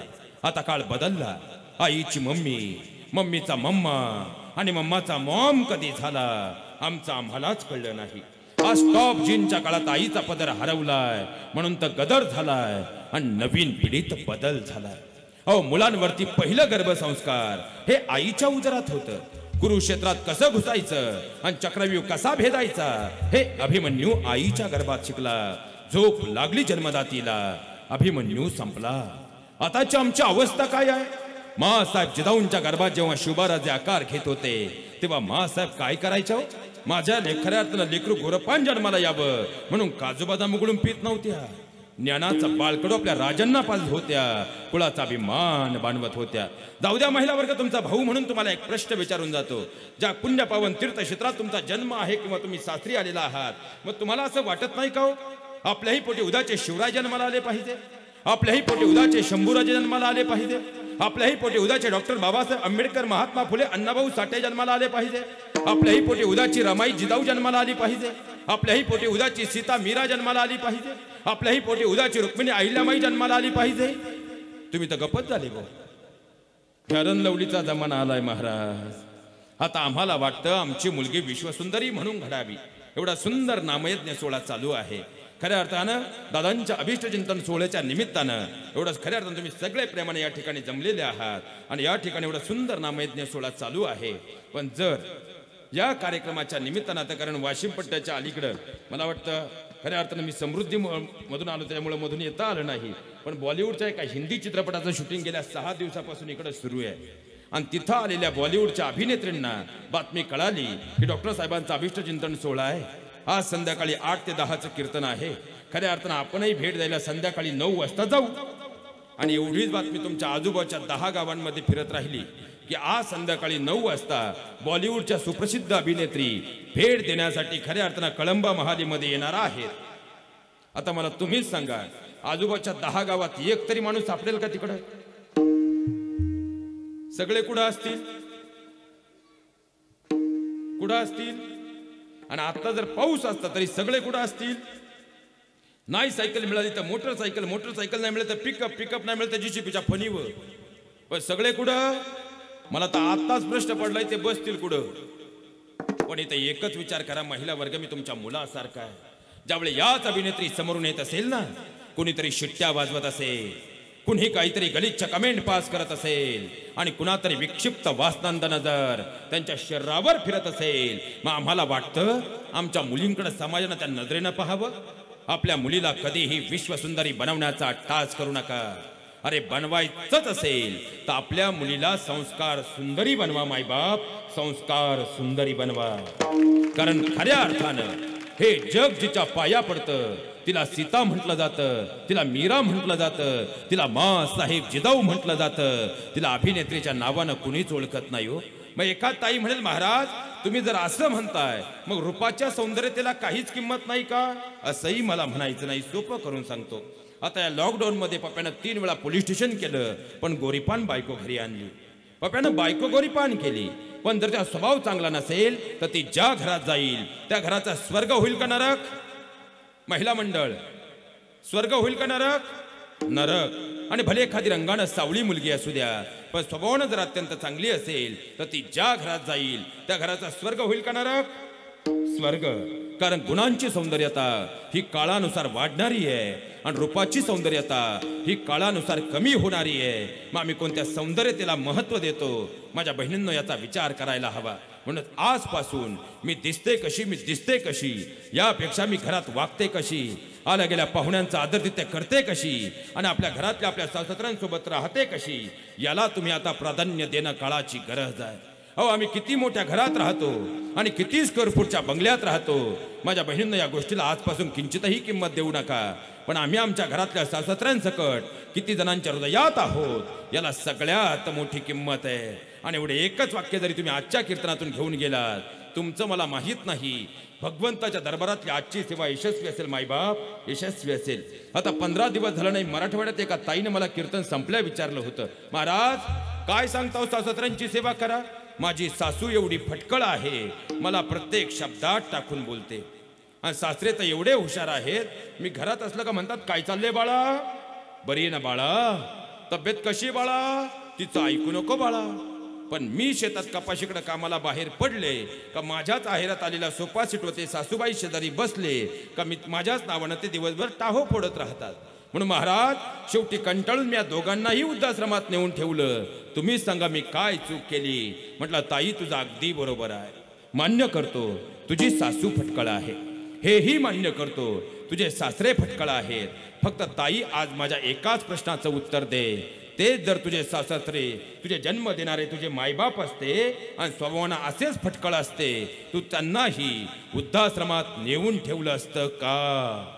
त्यानंतर त्या ताईकडे उत्तर नव्हतं, पण त्या क्षणी माझ्या प्रश्नाचं उत्तर मला मात्र मिळालं होतं.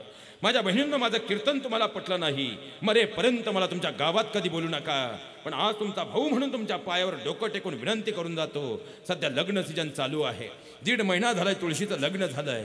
इथून पुढे आपल्या लेकीचं लग्न करताना आजपासून आपल्या लेकीला कधीच सांगू नका, बाळा आता तुझं घर बदलणार आहे. आजपासून आपल्या लेकीच्या काळजात आणि मनात एकच गोष्ट बिंबवा, बाळा तुझ्या घराबरोबर पहिल्यांदा तुझं मन तुला बदलावं लागणार आहे.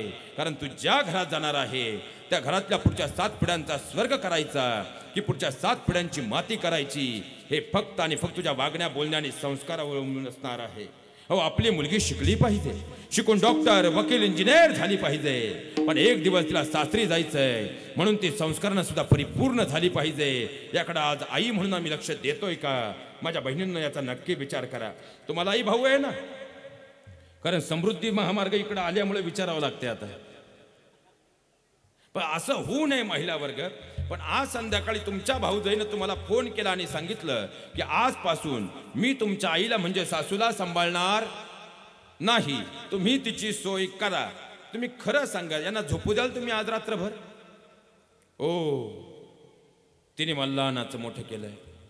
ओ तिने मला कष्टानं वाढवलंय.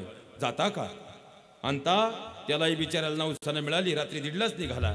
आली उद्या सकाळपर्यंत सासूबाई इथं. पण इथं एकच विचार करा माझ्या बहिणींनो, जिनं दुसऱ्याच्या बांधावर 30-30 रुपये रोजानं काम करून तुमचं खऱ्या अर्थानं नवरा घडवलाय, नवरा शिकवलाय, आणि ज्यानं दुसऱ्याच्या विहिरी खांडून सालानं शेती करून तुमचं सासर घडवलंय, मग तुमचे सासरे तुमचे आई वडील होऊ शकत नाहीत का? हात जोडून तुम्हाला एक विनंती करतो, ज्या दिवशी तुम्ही तुमच्या सासऱ्यांमध्ये तुमचे आई वडील पाहाल, त्या दिवशी तुमच्या घराचं मंदिर होईल आणि भगवान परमात्मा हा मंदिरात राहतो. साक्षात बघतो भगवान परमात्माच तुमच्या घरी, तुमच्या घररूपी मंदिरात अवतीर्ण होईल. त्या दिवशी खऱ्या तुमच्या जीवनातला यशस्वी परमार्थ साजरा होईल. हे सगळ्यात मोठं वास्तव आहे, सगळ्यात मोठं. आता सुनबाईला बोलल्यामुळं सासूबाईला जरा बरं वाटलं. बरेचसे सासूबाईंचे चेहरे फुलले. पण खऱ्या अर्थानं महालीची सासू एवढी सोपी? आपल्या गावातली सासू ब ब ब ब ब तिच्या पप्प्याचं लग्न झालं, तिने निम्म्या गावात भांडणं लावून दिली. काय तुमच्या सुना, काय तुमच्या सुना. माझी सून नक्षत्र आहे, नक्षत्र. आता कोरोनाच्या आधी गावात आलेल्या सगळ्या सुना तिला सांग, थांब बाई तू 6 महिने, ती तुझीच नक्षत्र बदलीन, तेव्हाच तू जागे वैशील. आता खऱ्या अर्थानं 16 चालू होता, आता सप्ताह जवळच आलाय आपला. ती म्हणली सुनबाई बाहेर नको पडू, तिकडे युक्रेनचं युद्ध चाललंय, एखादा बॉम्ब पडायचा. आता आपला सप्ताह आहे, पोळ्यांचा स्वयंपाक करायचा आहे, तू तेवढी डाळ वाटून घे, मी जरा शेतात जाऊन येते. आपल्याच गावातली सासू होती, गेली शेतात, आली 20 मिनिटांनी. फक्त तिने घरात डोकून पाहिलं बो, सुनबाई दिसाना, डाळीचं तपेलाही दिसाना. ती घरात नाही घुसली, आपल्याच गावातली होती. ती परत निम्या चौकात फिरून आली. काय तुमच्या सुना, काय तुमच्या सुना. माझी सून नक्षत्र आहे, नक्षत्र. 20 मिनिटात डाळ वाटली, आली घरी. गुणाची ग माई सुनबाई, गुणाची, गुणाची. पप्प्यानं त्रास काढला पण वाया नाही गेला. पण सुनबाई ती डाळ ठेवली कुठं? तशी सुनबाई म्हणली, हाय का सासूबाई, मला वाटलं तुम्ही हुशार असाल, तुम्ही म्हणले डाळ वाटून ये. आता अख्ख्या वस्तीवर डाळ वाटून आले, आता कुठं घरात डाळ राहती वय, तेव्हा तुम्ही जाग्यावर आले. बरं तुम्ही सोप्या नाहीत ना. माझं बोलणं आज इथं बसलेल्या एखाद्या सासूबाईला जर खरंच वाईट वाटलं असेल, तर मुलगा म्हणून तुम्हाला आज एक प्रश्न विचारून जातो. तुमच्या अपेक्षा आहे ना, तुमच्या येणाऱ्या सुनेनं तुम्हाला आई म्हटलं पाहिजे, आई मानलं पाहिजे. मागच्यांच्या डोक्यात वेगळी खटकी चालली, आत्या म्हणलं पाहिजे, आत्या, आत्या, आत्या. आता आत्या आली काळजात बसली म्हणजे तुमची आई झाली. मग जर तुमची अपेक्षा आहे तुमच्या येणाऱ्या सुनेनं तुम्हाला आई म्हटलं पाहिजे, आई मानलं पाहिजे, तर इथं बसलेल्या प्रत्येक सासूबाईनं आज खऱ्या अर्थानं काळजावर हात ठेवून स्वतःच्या अंतःकरणाला एकच प्रश्न विचारा. आमची अपेक्षा आहे येणाऱ्या सुनेनं आम्हाला आई म्हटलं पाहिजे, आई मानलं पाहिजे, पण आम्ही सुद्धा आमच्या घरात आज आमच्या सुनेला तोच जन्मदात्या मुलीचा दर्जा दिलाय का? आपल्या मुलीला जर गोल चपाती बनवता आली नाही तर लाटणं पळपट घेऊन आपण गोल चपाती बनवायला शिकवतो. पण सुनेकून चपातीचा नकाशा चुकला, आम्ही तिच्या आईवडिलांचा उद्धार करतोय. आम्ही खरंच तिला आपली मुलगी मानतो का? आपल्या मुलीकडून एखादी चूक झाली तर गावाला तमाशा नको म्हणून घराचा दरवाजा आत बंद करून असेल तो विषय आपण घराच्या 4 भिंतीच्या आत मिटवतो. पण सुनेकून जर एखादी चूक झाली तर शेजारच्या घरी जाऊन आपण तिच्या नामाचा टाहो फोडतो. मग खऱ्या अर्थाने तुम्हीच विचार करा, आपण खरंच आपल्या सुनेला आपली मुलगी मानतो का? स्वर्ग नरक कुठं वरती नाही तो, त्याच्या अपेक्षाही कधी धरू नका. स्वर्ग आणि नरक म्हणजे तुमच्या घराची 2 दारं आहेत. ज्या घरामध्ये सासू सुनेचं नातं भक्कम आहे ते घर म्हणजे स्वर्ग आहे. तिथं सासू सुनेचं पटत नाही ते घर म्हणजे नरक आहे. महाराज, मी स्वतः सायकोलॉजीचा प्राध्यापक आहे. रोज कमीत कमी 5 ते 10 केस आम्ही उघड्या डोळ्यांनी पाहतोय. अवघ्या 5-5 वर्षाची लेकरं येतो, पण दरवाजात आज 1-1 तास उभी राहतात का? माझ्या आईकडे गेलो तर माझ्या आजीला राग येतोय, आणि मी जर माझ्या आजीच्या मांडीवर बसलो तर माझ्या आईला राग येतोय. कारण 3 महिन्यापूर्वी आई आणि आजीत काहीतरी भांडण झालंय, म्हणून घरात आई आणि आजी एकमेकांशी बोलत नाही. महाराष्ट्रातल्या 5 वर्षाच्या लेकराची जर आज ही अवस्था असेल, तुम्हीच मला उत्तर द्या. इथं उभं राहून मी कोणतं मोक्ष आणि अध्यात्म सांगायचं? सगळ्यात मोठा प्रश्न आहे. माझ्या बहिणीन, तुमच्या घरातला हा करता माणूस मरमर आपल्या शेतामध्ये नोकरीमध्ये राबतो. अरे संध्याकाळी दमून भागून जर तो घरी आला ना, आता माहिलं तर 1.5 वर्षापूर्वी आलेला कोरोनानं खऱ्या अर्थाने या कोरोनाच्या काळात त्याला एकही रात्र झोप लागली नाही. अरे कारण माझ्या कुटुंबाचं काय होणार, जर अचानक मला कोरोना झाला तर माझं कुटुंबाचं काय होणार, काढलेलं कर्ज फेडायचं कसं, या विवेचनेने त्याला रात्र झोप लागली नाही. 1.5 वर्ष त्याने कूच बदलत राहिला, पण डोळे एकही दिवस मिटले नाही. पण तोच बिचारा दिवसभर राबून जर घरी आला आणि संध्याकाळी घरी आल्यानंतर आईच्या जवळ जाऊन बसला तर बायको आपल्या मैत्रिणींना फोन करून सांगते, आमचे हे तसे चांगले आहेत पण जरा आईचे गुलाम आहेत. आणि तोच बिचारा राबून संध्याकाळी घरी आला आणि बायकोच्या जवळ जाऊन बसला तर आई शेजारी पाजारी जाऊन सांगते, दुसऱ्याच्या बांधावर रोजानं काम करून मी याला वाढवलं, पण काल बायकोने आली तर बायकोच्या पदराखाली गेला. शेवटी तुमच्या घरातल्या दोघींच्या भांडणाला कंटाळून तो म्हणतो, आईचाही पदर नको, बायकोचाही पदर नको, दोस्ती अपनी जिंदगी हे चला कट्ट्यावर. आता संध्याकाळी 11च्या पुढचे कट्ट्यावरचे मॉडेल काही सोपे राहतात का दादा? निमे 90 हाणे घे चमचाभर, घे चमचाभर, सभी दुखो की एक ही दवा, घे चमचाभर. त्यानं घेतली चमचाभर, तो आला डुलत घरी. चूक त्या मुलाचे. घरातलं वातावरण जर तुमच्या सात्विक असेल तर पुढच्या 7 पिढ्या घडतील, पण तुमच्या घरातलं वातावरणच जर सात्विक नसेल तर पुढच्या 7 पिढ्यांची माती झाल्याशिवाय राहणार नाही. हे सगळ्यात मोठं वास्तव आहे. खऱ्या अर्थानं आज डॉक्टर साहेबांचा अभिष्टचिंतन सोहळा होत असताना खऱ्या अर्थानं या कुटुंबाकडून जर काही शिकायचं असेल तर सगळ्यात महत्त्वाची गोष्ट आज त्यांच्या घरातल्या वातावरणामधला तो सात्विकपणा आहे. म्हणून तर खऱ्या अर्थानं ताई आज घरची भूमिका भक्कमपणे बजावतायत. म्हणून तर समाजामध्ये खऱ्या अर्थानं ते यशस्वीपणे आपलं कार्य कर्तृत्व समाजासाठी अर्पण करतात. कारण बायको या शब्दाचा अर्थ आहे बा म्हणजे तुमच्या बाजूला भक्कम उभी राहणारी, य म्हणजे येईल त्या परिस्थितीला सामोरी जाणारी, आणि को म्हणजे कोणासाठीच नाही, फक्त आणि फक्त आपल्या नवऱ्यासाठी जी जगते ती म्हणजे बायको. तर नवरा या शब्दाचा अर्थ आहे न म्हणजे नवऱ्याआधी मित्रत्वाच्या नात्यानं समजून घेणारा, व म्हणजे विश्वासाची मूर्ती असणारा, आणि राम म्हणजे श्रमांसारखा एकनिष्ठ असणारा. असे नवरा बायको ज्या घरात असतात त्यांनी स्वर्गात जाण्याची गरज पडत नाही, ती गरज स्वर्ग असतात. आणि तिथं एव्हा भक्कम आधार अशा पद्धतीने मिळतो. कारण लक्षात घ्या महाराज, पहिल्यांदा जर भगवा पुण्याच्या मातीवर कोणी फडकवलं असेल ते म्हणजे शहाजीराजे होते. पण खऱ्या अर्थानं एवढ्या बिकट वहिवाटीमध्ये, बिकट परिस्थितीमध्ये माँसाहेब जिजाऊंचा त्यांना भक्कम आधार होता. म्हणून तर खऱ्या अर्थानं खऱ्या स्वराज्याची पहिली मुहूर्तमेढ रोवली गेली.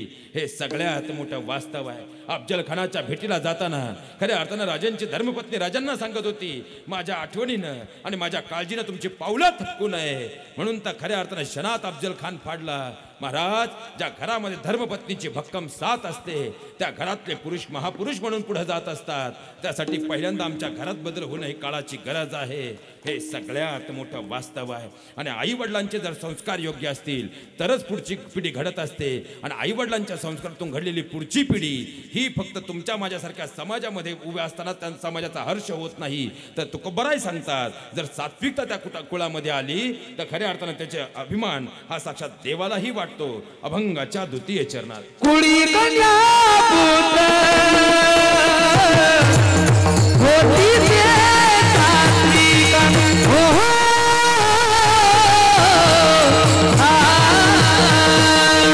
कुड़ी कन्या पुत्र होती से सात्विक कुड़ी कन्या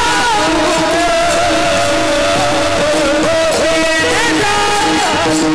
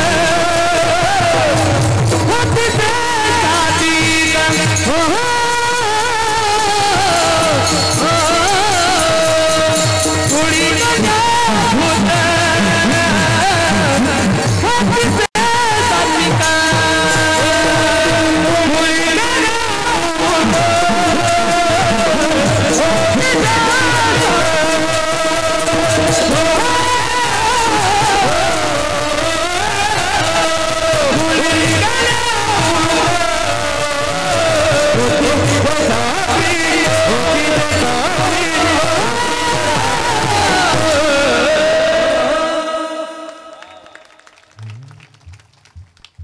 काय झालं बघ? एकदा जोरदार कडून टाळ्या होऊन जाऊ द्या. क्या बात है वाह.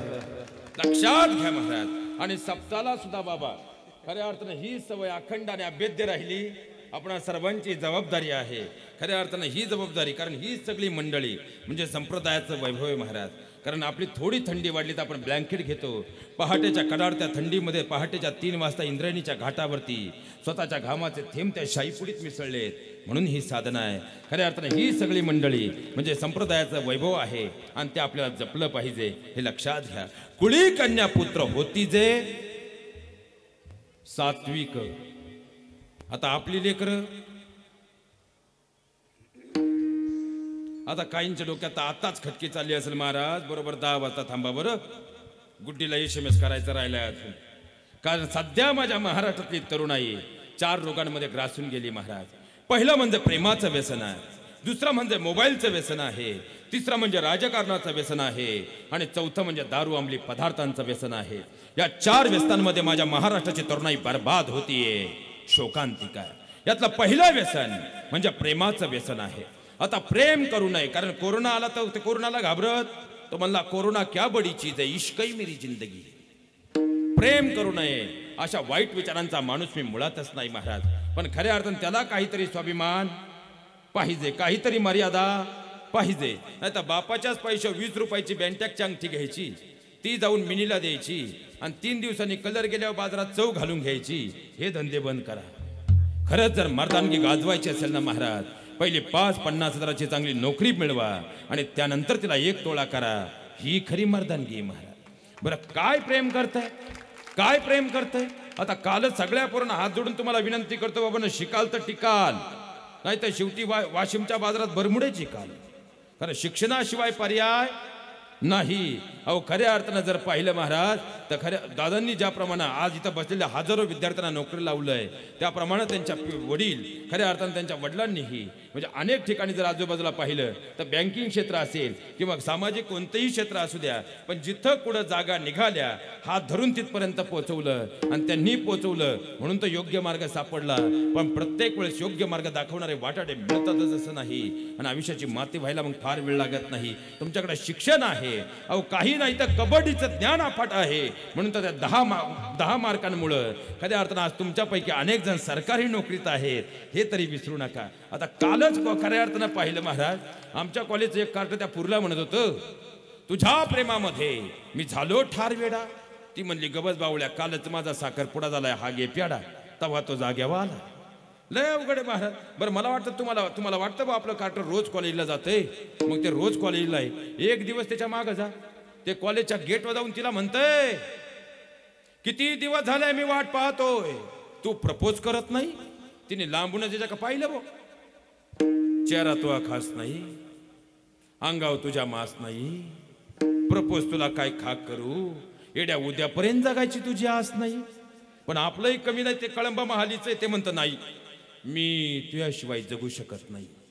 मग तिचं ठरलेलं वाक्य, मी माझ्या आई वडिलांच्या शब्दाबाहेर नाही. आपलंही कमी नाही म्हणते, कोई बात नाही, इस जन्म में ना से अगले जन्म में तेरा बन जाऊंगा. शब्दही कुठून आणतो देव जाणे, पण तेरा हो जाऊंगा.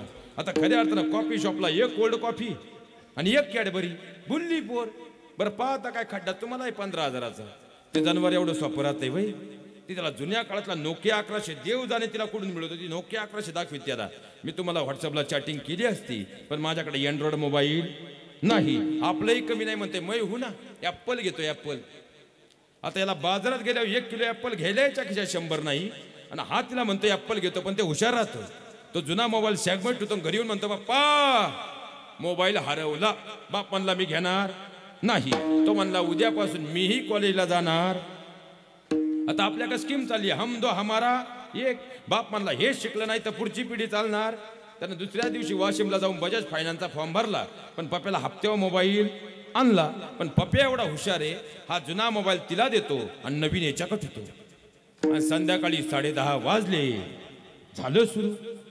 काय करतेस पिलू, बरी आहेस ना पिलू? महाराज आता कुत्र्याचं पिलू मांजराचं पिलू हे पिलू ठीक होतं, पण हे शेअर चॅट आणि इंस्टाग्राम आल्यापासून नवीनच 2 पायाचं पिलू आलंय. आणि ही प्रकरणं वाढण्यामाग महिला मंडळ, कारण आता संध्याकाळी एका कुटुंबातलं एक जणाला म्हणला मारा तुम्हाला बानामतीचं कळतं का? म्हणलं काय झालं भाऊ? म्हणतो आमची रातची उशीतला काळी पिवळी नाचती. म्हणलं गुशी काळी पिवळी वाचते बानामती नसेल, उशीत आज घालून पण कापसात मोबाईल असेल. लय अवघड आहे महाराज, लय अवघड आहे. बरं मला सांगा, आता माझं बोलणं जर तुम्हाला कडू वाटत असेल, एखादा आपल्या गावात सप्ते किती होतात? जवळपास 3 सप्ते आहेत, बरोबर ना?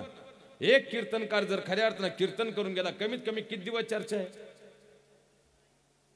3 दिवस चांगली किंवा वाईट चर्चा आहे.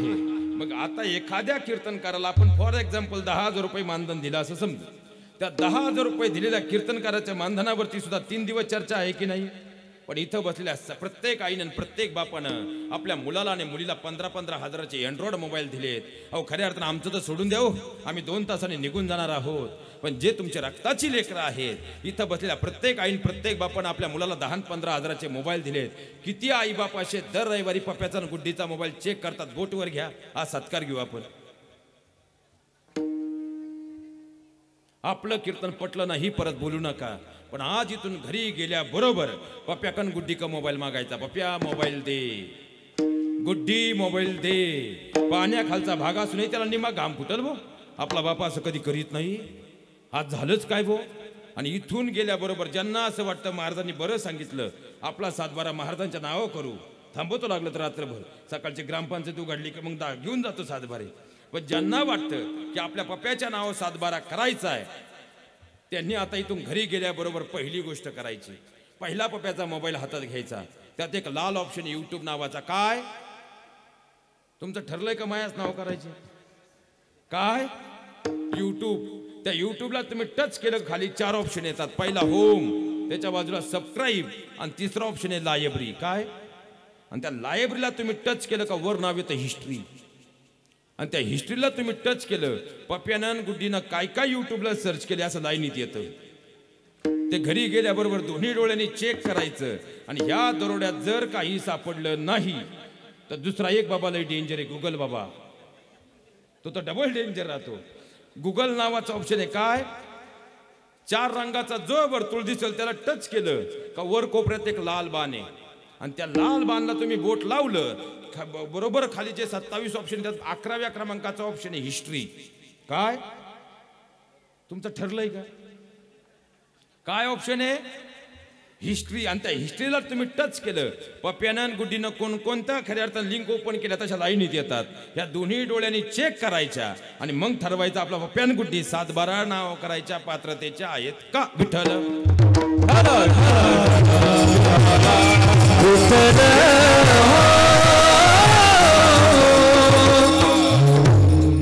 मोठ्या लोकांचं मोठेपणा पहा महाराज. मला बोलायला अधिकचा वेळ मिळावा म्हणून प्रत्येक शब्दाला ज्यांच्या मुखात साखरेसारखं गोड प्रमाण आहे, पण आज त्यांनी त्याचं खऱ्या अर्थानं खडी साखरेत रूपांतर केलंय. आपण सर्वांच्या चरणावर या ठिकाणी दंडवत अर्पित करतो. लक्षात घ्या महाराज, आता इथं सगळे शेतकरी आहेत ना, एकदा जोरदार काढून टाळ्या आमच्या शेतकरी पोरांसाठी होऊन जाऊ द्यात महाराज. तेवढे स्वाभिमानी राहिलेत, कारण सध्या मकर संक्रांत होऊन गेली आता मागच्या महिन्यात, पण खरी संक्रांत गेल्या 5 वर्षापासून कोणावर तर आमच्या सगळ्या शेतकऱ्याच्या पोरांवर. कारण सध्या शेतकऱ्याच्या मुलांना मुली मिळत का तुमच्याकडे बरं आहे? खायचं बरं आहे महाराज. आता आल्याबरोबर 35चे 35 नवरदेव गावात पाहिलेत. तो भांडारा पाहिला तरी उठून उभा राहतो, आपल्याच अंगावर पडतो काय. जाऊ द्या महिला मंडळ. आता मुलगा म्हणून तुम्हाला एक प्रश्न विचारतो, फक्त खरं बोला. आज भगवान परमात्मा तुमचं ऐकतायत. मला सांगा, शेतकऱ्याच्या मुलांना मुली मिळत? आता मला जावंच वाटायला लागलं. शेतकऱ्याच्या मुलांना मुली मिळत नाही. आपला बाप्याला गुड्डी मिळत नाही. हा आपला बाप्या यंदाही पिवळा होईल असं वाटत. बरं जाऊ द्या महिला वर्ग. आता मुलगा म्हणून तुम्हाला एक प्रश्न विचारतो. पुरुष मंडळी सगळे शांत, फक्त महिला मंडळ. आज भगवान परमात्मा खऱ्या अर्थानं या ठिकाणी आता पाहतायत. जर तुम्ही खरं बोललात तुम्हाला त्यांचा आशीर्वाद मिळेल. महिला मंडळ, पुरुष मंडळी शांत, फक्त महिला मंडळ. ज्यांना वाटतं शेतकऱ्याच्या मुलांना मुली मिळाल्याच पाहिजे, तेवढ्या आयांनी एकदा जोरदार कडाळून टाळ्या वाजवा. बरेच नवरदेव राहिलेत बाबा गावात. बरं आता तुमची सगळ्यांची इच्छा आहे ना शेतकऱ्याच्या मुलांना मुली मिळाल्या पाहिजेत. मग इथं बसलेली कोणती आई आता भगवान परमात्म्याची शपथ घेऊन या ठिकाणी सांगेल महाराज आज बसल्या जागेवर भगवंताला स्मरून मी शपथ घेते का आता मी माझी गुड्डी शेतकऱ्याच्याच मुलाला देईल. फक्त तेवढ्याच आईने टाळी वाजवा. आता या 4 टाळ्या वाजल्या पोरांच्या आहेत. पुरींच्या आयांच्या डोक्यात एकच खटकी माझी गुड्डी फ्लॅट मध्ये गेली पाहिजे पण माझ्या बाप्याला गुड्डी मिळाली. बरं जाऊ द्या महिला वर्ग तुम्हाला आता शेतकरी जावई चालत नाही. तुमच्या लेकीला शेतकरी नवरा चालत नाही. आता पुण्यात माझ्या ऑफिसच्या बाजूलाच IT पार्क आहे आणि ह्या वर्षी कमीत कमी 90 ते 92 माझे मित्र लग्नाचे ज्यांचा पगार 500च्या स्टॅम्पवर गादीवर उभा आहे मी मध्यस्थी ज्यांचा पगार 95,000पासून 1.25 लाखापर्यंत पर मंथचं त्यांचं पॅकेज आहे. परमनंट नोकरी मी गॅरंटेड. फक्त त्यांची एकच अडचण आहे त्यांना एकही गुंठा जमीन नाही. उद्या येऊ का बस घेऊन? किती आहे आपली पोर देतील बोटवर करा. ती बोलत चला बो. किती आहे आपली पोर देतील? तुमची गुड्डीला शेतकरी नवरा चालत नाही. तुम्हालाही शेतकरी जावई चालत नाही.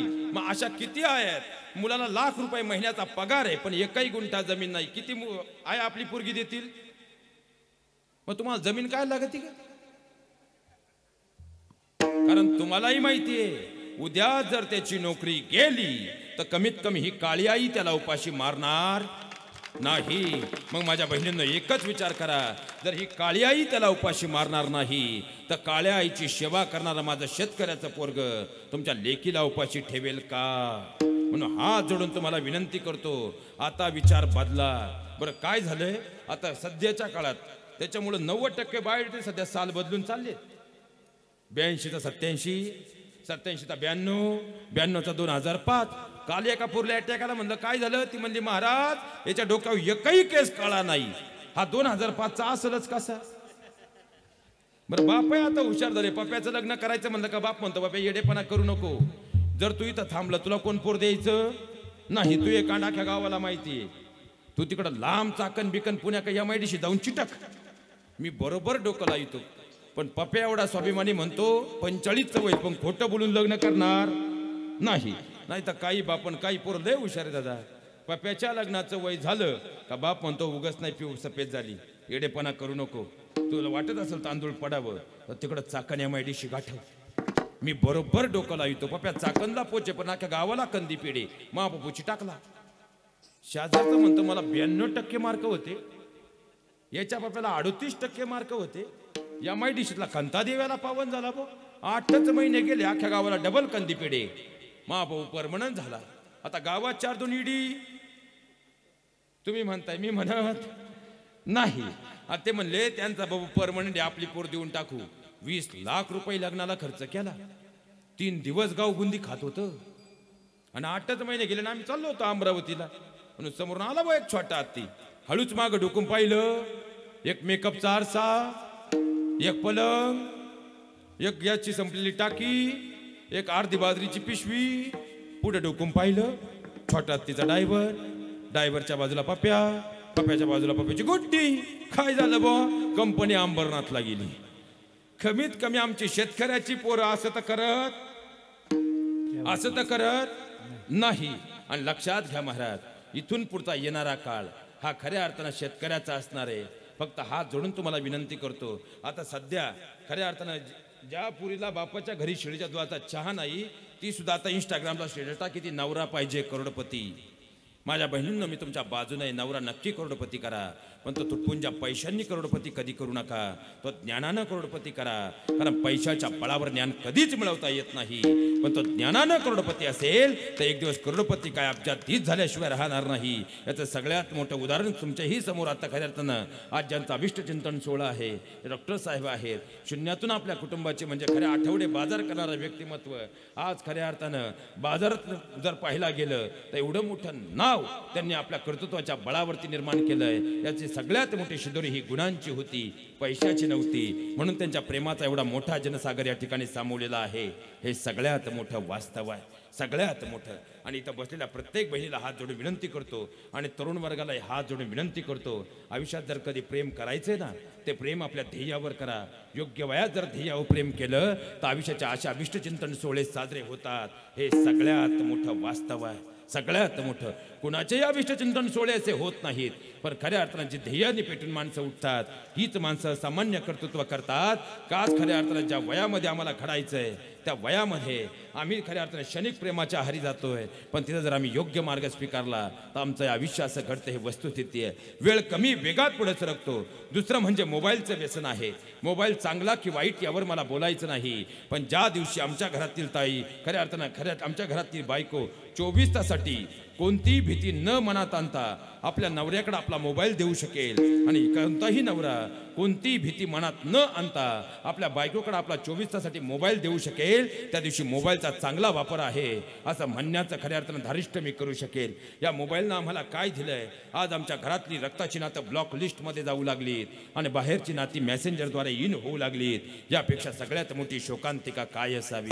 हात जोडून तुम्हाला विनंती करतो. आता सध्या जर आपण खऱ्या अर्थानं मागच्या 2 वर्षापूर्वीपासून पाहिलं, ज्या चीनमध्ये एकापेक्षा अधिक अपत्य जर असेल तर खऱ्या अर्थानं त्या ठिकाणी त्यांना रेशन कार्ड सुद्धा दिलं जात नव्हतं. त्या चीननं 1.5 वर्षापूर्वी अचानक एक असा निर्णय घेतला की एका कुटुंबात 3 तरी अपत्य जन्माला आलीच पाहिजे. आणि अचानक खऱ्या अर्थानं त्यांनी 11 महिन्यापूर्वी असा निर्णय घेतला की चीनमध्ये 62% मोबाईलच्या गेमवर बंदी घालण्यात आली. कशामुळं? अहो, चीनच्या भिंती एवढ्या मोठ्या आहेत की त्याच्या पलीकडचा आवाज येत नाही. पण लक्षात घ्या, चीनमध्ये आज 10%, 20% नाही तर 38.42% खऱ्या अर्थानं 2 वर्षाच्या आतील मुलांना मायोपिया नावाचा आजार झालाय. मायोपिया हा आजार असा आहे की डोळ्याच्या ज्या नसा आहेत त्या नसा मृत पावतात, हळूहळू खऱ्या अर्थात त्या मेंदूपर्यंत मृत पावतात आणि शेवटी शरीराला विकलांग येतं. आज ते प्रमाण 38%वर चायनामध्ये आहे. म्हणून तर 62% मोबाईलच्या गेमवर बंदी आहे. आणि 2021चं आपल्या इथलं प्रमाण पाहिलं तर 1.3% होतं. आणि जर तुम्हाला 12 डिसेंबरचा पुण्यनगरी किंवा लोकमत पेपर मिळाला तर घरी गेल्यानंतर उचकून पहा, आपल्या भारत देशामध्ये या 2022च्या डिसेंबर महिन्यापर्यंत हे प्रमाण 12.18%वर येऊन पोचलंय. आणि जर वेळेत आपण सावध झालो नाही तर आपली पुढची पिढी खऱ्या अर्थानं मेंदून अपंग करायला आपणच कारणीभूत असू. हे सगळ्यात मोठं वास्तव आहे, सगळ्यात मोठं. म्हणून हात जोडून तुम्हाला विनंती करतो, मोबाईलच्या व्यसनापासून दूर व्हा. आणि खऱ्या अर्थानं आज कारण आमच्या घरातल्या मोबाईलनं आज आमच्या जीवनामधले ज्या छोट्या छोट्या लेकरांना, महाराज आज आमच्याकडे लोक 35 आणि 40 हजार रुपये फी घेऊन येतात. कशासाठी? तर मुलांच्या हातातले मोबाईल दूर करण्यासाठी. पण मुलांच्या हातातले मोबाईल तोपर्यंत दूरच होऊ शकत नाही जोपर्यंत आईच्या हातातला आणि वडिलांच्या हातातला मोबाईल दूर होत नाही. कारण मुलं ही निरीक्षणातून आणि अनुकरणातून घडतात. हे सगळ्यात मोठं वास्तव आहे. आणि जर तुम्हाला माझ्या बोलणं विनोदी वाटत असेल तर इथं बसलेल्या कुणाकुणाच्या घरामध्ये 2 वर्षाच्या आतील मुलं आहेत त्याने एकदा जोरदार टाळी वाजवा. आणि ज्यांच्या घरातली 2 वर्षाच्या आतील मुलं मोबाईल न देता दूध पितात त्यांनी एकदा टाळी वाजवा. 2 महिन्याचं पोरग सुद्धा म्हणते ओ शेटला उत्तर दूध पितो. आणि आजी अख्या गावाला सांगती मा नातू हायटेक त्याला मोबाईल कळतो. तुझ्या नातवाला जर एवढा मोबाईल कळतो मग बाळात ती घेऊन तू त्याची धुवायला वड्याला काल जाती? ज्याला मोबाईल कळतो त्याला स्वतःची शिशू कळणार नाही का? त्या लेकराचा दोषच नाही महाराज. ते आपल्या घराला उष्टाचं तर मॉडेल आणले मम्मा, एका हाताने कांदा पडती तीन दुसऱ्या हाताने मोबाईल चाळीती. कांदा जळाला नवरा येऊ पाशी, लय अवघड आहे महाराज. म्हणून तर खऱ्या अर्थानं घराघरातली सासूबाई फक्त आज सुनेला बोलून दाखवत नाही, पण व्हॉट्सअप सुनेनं सुरू केलं की ती हात जोडून एकच सांगते, पाया पडते सुनबाई बंद कर तुझी चाल, पहिलं तुझं व्हॉट्सअप चुलीमध्ये जाळ. रोज नवीन फॅशन करून नवीन काढतेस फोटो, अगर रडून रडून उपाशी झोपून जातो छोटू. दीपिका फिपी बदलण्याच्या नादात करपून जाते डाळ, पहिलं तुझं व्हॉट्सअप चुलीमध्ये जाळ. अगं लगीन झालंय आपलं शहाण्यासारखं वागावं, 4 दिवसाचं ग हे सासू तोंड भरून बोलावं. हे मरून गेल्यावर बस वाजवी टाळ, पहिलं तुझं व्हॉट्सअप चुलीमध्ये जाळ. रोज एक मेनू बनवते झोपायला वाजवते 12, पुलाव असतो ग चांगला पण त्यात दगड आणि गारा. ट्रंग ट्रंग वाजतो फोन, पुरी लक्ष थोडं टाळ, पहिलं तुझं व्हॉट्सअप चुलीमध्ये जाळ. मान्य आहे दुनिया चंद्रावर गेली पण तू आपली मात्र मान मर्यादा पाळ, नाहीतर पोटातूनच एक दिवस नेट पॅक मारायला सांगेल तुझं बाळ, नेट पॅक मारायला सांगेल तुझं बाळ. महाराज, आज हा तुम्हाला विनोद वाटतोय, पण या मोबाईलनं खऱ्या अर्थानं संस्कार दूर करून आमच्या कुटुंब व्यवस्था उद्ध्वस्त केली. ही सगळ्यात मोठी शोकांतिका आहे. कतरी सविस्तर बोलता येईल, कारण शेवटचे फक्त 15 मिनिटं बाकी आहेत, म्हणून पुढे सरकतो. तिसरं म्हणजे राजकारणाचं व्यसन आहे. राजकारण करू नये या मताचा मी मुळातच नाही महाराज, पण राजकारण करत असताना, कारण खऱ्या अर्थानं आज जर पाहिलं तर राजकारणाला सगळ्यात महत्त्वाची समाजकारणाची जोड हवी. म्हणून खऱ्या अर्थानं दादांचा जीवनपट जर आम्ही पाहिला तर कोणतंही खऱ्या अर्थानं राजकीय पद आपल्या हाताशी नसताना खऱ्या अर्थानं त्यांनी आपल्या जीवनामध्ये पशुवैद्यकीय सेवा असेल, कारण जिथं ज्या माणसाच्यातून काळ्या आईची, घरातल्या जन्मदात्या आईची आणि गोठ्यातल्या गायीची सेवा होते, त्या माणसाला भगवंताचा खऱ्या अर्थानं आशीर्वाद हा 24 तास असतो. आणि दादांच्या जीवनात जर पाहिलं तर काळ्या आईची सेवा आहे, जन्मदात्या आईची सेवा आहे आणि गोठ्यातल्या गायीची सेवा आहे. याचंच हे सगळ्यात मोठं पुण्य आहे, हे सगळ्यात मोठं वास्तव आहे. म्हणून कोणतंही राजकीय पदही हाताशी नसतानाही त्यांनी इथं बसलेल्या अनेकांच्या घरातल्या मुलांना खऱ्या अर्थानं हाताला काम देऊन अनेक चुली पेटवण्याचं कार्य केलंय. ती साक्षात देवपूजा आहे असं म्हटलं तर वावगं ठरणार नाही. हे सगळ्यात मोठं वास्तव आहे. म्हणून राजकारण जर करायचं असेल, राजकारण करू नये या मताचा मी नाही, पण राजकारणामध्ये येत असताना जिथं खऱ्या अर्थांच्या घरांना वारकरी परंपरा आहे अशी माणसं जर पुढे आली तर यथार्थपणे खऱ्या अर्थानं तुमची मुलं ढाब्याची वाट न धरता खऱ्या अर्थानं मंदिराची आणि सप्ताहाची वाट धरतील. आणि ज्या दिवशी तुमची मुलं मंदिर आणि सप्ताहाची वाट धरतील त्या दिवशी त्यांच्या गळ्यात पिवळ्या साखळ्या येण्यापेक्षा पवित्र तुळशीची माळ येईल. आणि ज्या दिवशी गळ्यात पवित्र तुळशीची तुमच्या लेकरांच्या गळ्यात माळ आली त्या दिवशी आनंदानं मायबाप मरायला मोकळे होतील, कारण आता आपले मुलगा चुकणार नाहीत आणि त्यांना ही माणसं चुकू देणार नाहीत, हा विश्वास त्यांच्या अंतकरणात निर्माण होईल. म्हणून खऱ्या अर्थानं राजकारण करताना कधीच कुणाची लावालावी करण्यासाठी राजकारण करू नका. त्यापेक्षा गावाच्या भल्यासाठी आणि पर्यावरणाच्या संवर्धनासाठी झाडे लावा, झाडे जगवाची योजना हाती घ्या. गाव घडल्याशिवाय राहणार नाही. कधीच कुणाची जिरवाजिरवी करण्यासाठी राजकारण करू नका. त्यापेक्षा गावाच्या भल्यासाठी आणि पर्यावरणाच्या समृद्धीसाठी खऱ्या अर्थानं गावात येणाऱ्या पावसाचं पाणी जिरवा. गाव घडल्याशिवाय राहणार नाही. कधीच राजकारणातून कुणाच्या डोक्यात कुऱ्हाड घालण्याचा विचार करू नका. त्यापेक्षा गावाच्या भल्यासाठी कुऱ्हाडबंदी, चराईबंदीचे निर्णय घ्या. आपलं गाव घडल्याशिवाय राहणार नाही. कारण प्रत्येक गाव हाताच्या 5 बोटांसारखं असतं. प्रत्येक गावात या अंगठ्यासारखी काही माणसं असतात ज्यांची ओळख आमदार, खासदार, नगरसेवक, मुख्यमंत्र्यापर्यंत असते. काही माणसं गावात या बोटासारखी असतात. त्यांना प्रत्येक क्षणाला वाटत असतं आपलं गाव घडलं पाहिजे, गावचा विकास झाला पाहिजे, गाव स्वयंपूर्ण झालं पाहिजे, आपल्या गावात प्रत्येक योजना आल्या पाहिजे, आपल्या गावातली सगळी मुलं खऱ्या अर्थानं यथार्थ आपल्या पोटास लागली पाहिजेत. काही माणसं प्रत्येक गावात या बोटासारखी असतात. ते सत्ताधारी भेटू द्या नाही तर खऱ्या अर्थानं विरोधक भेटू द्या, त्यांचं एकच, तुम्ही चला पुढं, आम्ही हाय तुमच्या मागं. ही जमात प्रत्येक गावात सगळ्यात जास्त असते. काही माणसं या बोटासारखी असतात. गावात राम नाही म्हणून शेताकडे निघून जातात. काही माणसं या करंगळीसारखी असतात. गावातही राम नाही, शेतातही राम नाही म्हणून ते एक तर अमरावती नाही तर वाशिम MIDC निघून जातात.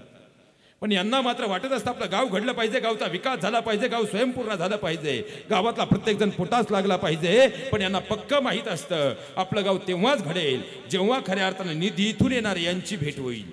म्हणून ते त्यांना भेटायला जातात. आणि गाव कसं घडतं? सुंदर. हा कसा आहे? तुम्ही चला पुढं, आम्ही हाय तुमच्या मागं. तोही आला. यानं विचार केला शेतात काय करतोय, गाव घडतंय, चला गावात जाऊ. तोही आला. शेवटी यानंही विचार केला तिकडं खऱ्या अर्थानं अमरावतीला नोकरी करा आणि दर गुरुवारी 2000चं डिझेल टाकून बायकोला भेटायला वाशिमला या. आपलं गावच एवढं सुंदर घडते, आपल्या गावात जाऊ. तोही आला. आणि वज्रमूठ तयार झाली. ही वज्रमूठ आपल्या गावची एकी अशी अखंड राहू द्या, ही मात्र दादांच्या अभिष्टचिंतन सोहळ्याच्या निमित्तानं खऱ्या अर्थानं या ठिकाणी प्रार्थना करतो. आणि शेवटचं म्हणजे खऱ्या अर्थानं दारू अंमली पदार्थांचं व्यसन आहे. ज्याच्या दुकानातून दारूच्या बाटल्या आम्ही आणतोय तो आज लाखांच्या गाड्या, करोडोंच्या गाड्या फिरवतो. आम्ही आमच्या बायका पोरांना शोधत आम्हाला फिरवत असू. त्या व्यसनांमधून आम्ही घेतोय काय आणि शिकलोय काय? सगळ्यात मोठा प्रश्न आहे. म्हणून या व्यसनांपासून दूर व्हा. आणि खऱ्या अर्थानं हात जोडून तुम्हाला एक विनंती करतो, मुलं तुमच्या जीवनात कधीच बिघडणार नाहीत, मुलं कधी वायला जाणार नाहीत. फक्त त्यासाठी एकच करा, घरातले आजी आजोबा जिवंत ठेवा. कारण आज आमच्या घरातली ताई आणि आज आमच्या घरातली मुलं शिकली, ज्ञानानं स्वयंपूर्ण झाली. पण शोकांतिका अशी झाली की घरातले आजी आजोबा मात्र दूर जाऊ लागलेत. ही सगळ्यात मोठी शोकांतिका आहे. म्हणून माझ्या बहिणीनं तुमच्या पायावर तुमचा भाऊ म्हणून जाताना एक डोकं टेकून खऱ्या अर्थाने विनंती करतो.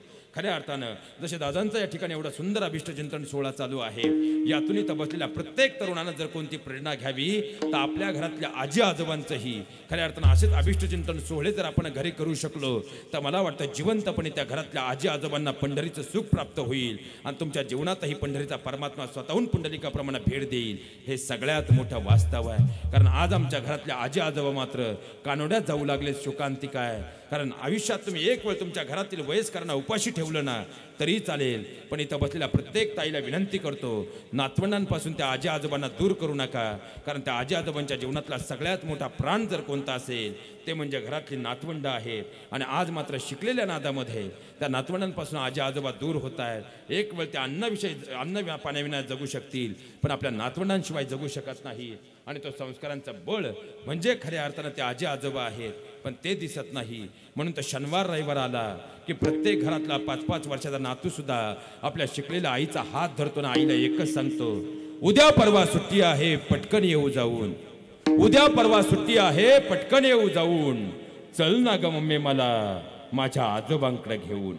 थरथरणाऱ्या काठीला बळ मिळतं बघ. थरथरणाऱ्या काठीला बळ मिळतं बघ. अंधुक झालेल्या नजरेला भाळ मिळतं बघ. थोडा तिथं प्रकाश करू एक रात्र राहून. चल ना ग मम्मी मला माझ्या आजोबांकडे घेऊन. त्यांच्या खरबरीत झालेल्या हातानं निघतात म्हणती खाकर. त्यांच्या खरबरीत झालेल्या हातानं निघतात म्हणती खाकर. पण त्याच हातांनी जगवलीत ना ग कितीतरी पाखर. एका तासासाठी आपण तिथं पाखरं व्हायला जाऊ. चल ना ग मम्मी मला माझ्या आजी आजोबांकडे घेऊन. हीच आपली दिवाळी समज जाणं आणि येणं. हीच आपली दिवाळी समज जाणं आणि येणं. सिमेंट मध्ये रुतून बसलंय ग त्या गावचं बेनं. असं कोणतं झाड नसतं जे मुळं टाकतं खाऊन. चल ना ग मम्मी मला माझ्या आजोबांकडे घेऊन. फोनवरती खोकलण्याचा तुला आवाज येत नाही. फोनवरती खोकलण्याचा तुला आवाज येत नाही. हॅलो हॅलो म्हणत फोन कट करते. बाबांसोबत मला बोलायला सुद्धा देत नाही. अगं खऱ्या अर्थानं डोळे त्यांचे आसुसलेत ग हिरवा चष्मा लावून. चल ना ग मम्मी मला माझ्या आजोबांकडे घेऊन. गाडी नको आजोबांच्या पाठीवर मी खेळे. गाडी नको आजोबांच्या पाठीवर मी खेळे. नक्कीच तेव्हा त्या आत्म्याला खरा मोक्ष मिळेल. अगं चल ना ग त्या पंढरीला येऊ पवित्र होऊन. चल ना ग मम्मी मला माझ्या आजी आजोबांकडे घेऊन. आजी आजोबांकडे घेऊन. त्या आजी आजोबांच्या जीवनातला हा आनंद हिरावून घेऊ नका एवढी तुमच्या चरणी प्रार्थना करतो. कारण त्या आजी आजोबांचे संस्कार ज्या घरामध्ये असतात त्या घरात ज्ञानोबांची उभी असते, तुकोबांचे अभंग असतात. म्हणून तर कुळी कन्या पुत्र होती जे सात्विक तयाचा हरिक वाटे देवा. कारण आजही आपल्या घरातल्या आजोबा खऱ्या अर्थानं संध्याकाळी ज्ञानेश्वरी भागवत रामायण महाभारतातल्या गोष्टी सांगतात. गीता भागवत करीती श्रवण अखंड चिंतन विठोबाचे. तेच आजोबा घरामध्ये लेकराला देवघरात घेऊन जातात आणि खऱ्या अर्थानं ही ज्ञानाची परिपूर्णता साधली जाते. म्हणून तर खऱ्या अर्थानं आमची लेकरं घडतात. हे सगळ्यात मोठं वास्तव आहे आणि ते संस्कार या कुटुंबाला आहे. म्हणून त्या कुटुंबाचा वसा आणि वारसा खऱ्या अर्थानं विचारांचा झेंडा आज समाजाच्या पाठीवर अग्रभागी आहे. एकदा प्रेमानं भजन करूया. विठोबा रखुमाई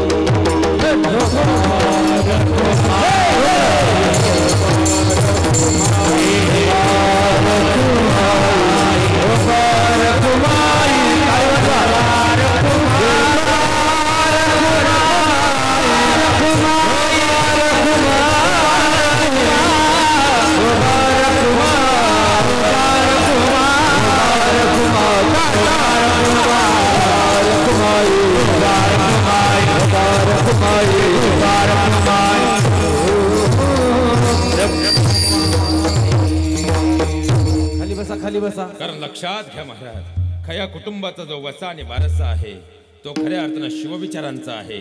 शुभांच्या विचारांमधून आणि संत परंपरेच्या विचारांमधून खऱ्या अर्थानं हे कुटुंब घडलेलं आहे. म्हणून तो वारसा यथार्थपणे खऱ्या अर्थानं पुढे जातो आहे. वास्तव आहे. खरं अधिकचा वेळ झालेला आहे आणि वक्त्यानं वेळेचं भान पाळणं हे वक्त्याचं आद्य कर्तव्य आहे. खऱ्या अर्थानं माझ्या राजानं कर्तृत्व असं केलं, त्या कर्तृत्वाच्या बळावरती तर खऱ्या अर्थानं हे कुटुंब घडलं.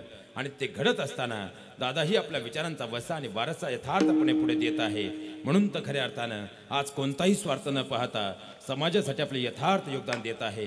आणि जेव्हा स्वार्थ नावाची खऱ्या अर्थानं अंतकरणामधली चुणूक बाजूला पडते, काम क्रोध मोह माया लोभ हे विकार दूर पडतात, तेव्हा देहाला देवत्व प्राप्त होतं. खाली बसा, खाली बसा, देवत्व 10 गेलेल्या मिनिटं. देहाला खऱ्या अर्थानं कर्म असं घडून जातं की तुकोबाराय सांगतात, त्यांची सेवा करण्याची जर मला संधी मिळाली तर ते माझ्या आयुष्याचं सर्वात सगळ्यात मोठं सुख आहे. तुका म्हणे माझ गरुडाची सेवा, तुका म्हणे माझ गरुडाची सेवा,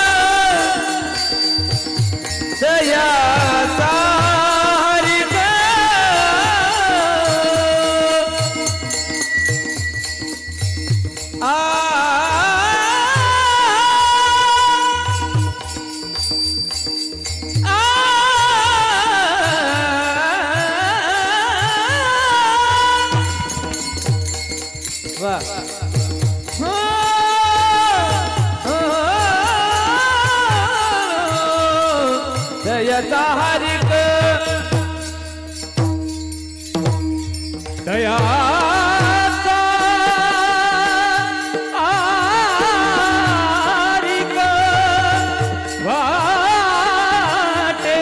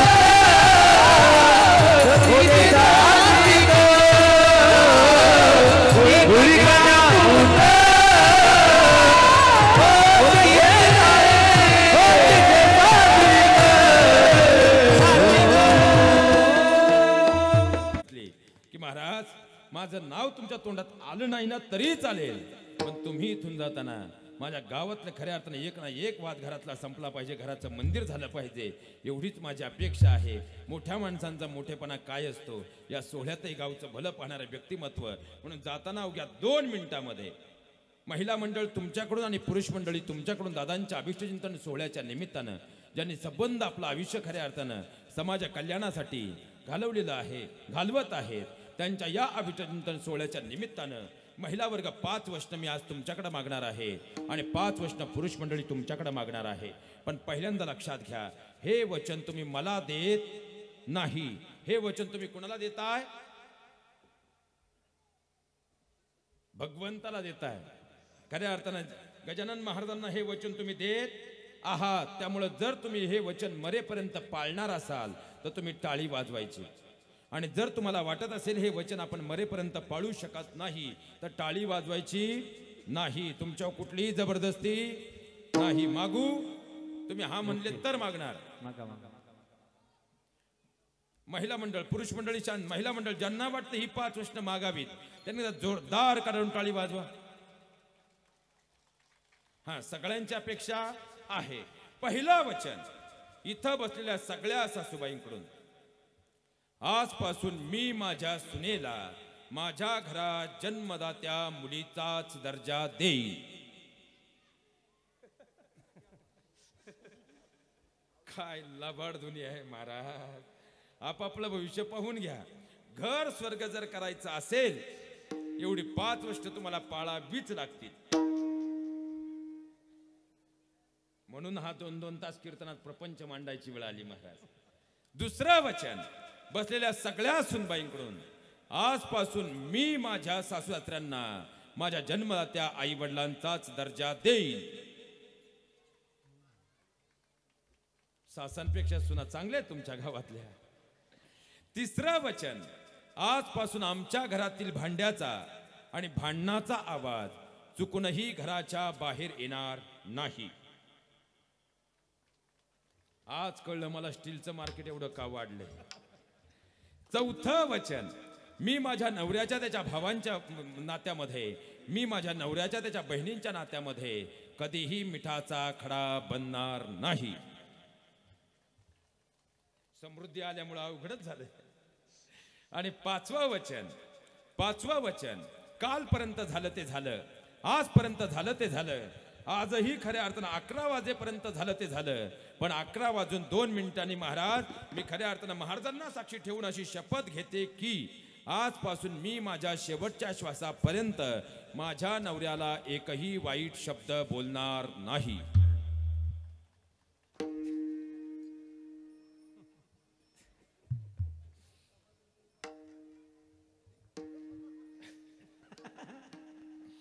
आणि आता शेवटचं वचन, खऱ्या अर्थानं ज्यांनी आतापर्यंत आमच्या लेकरांच्या नोकरीसाठी आपले खऱ्या अर्थानं टाच झिजवली, ज्यांनी आपल्या लेकरांच्या कल्याणासाठी आपलं संबंध आयुष्य वाहिलंय, ज्यांनी खऱ्या अर्थानं आपल्या गावच्या विकासासाठी आपलं संपूर्ण सर्वस्व वाहिलंय, इथून पुढच्या काळात आम्ही त्यांना खऱ्या अर्थानं आमच्या शेवटच्या श्वासापर्यंत भक्कम अशी साथ देऊ.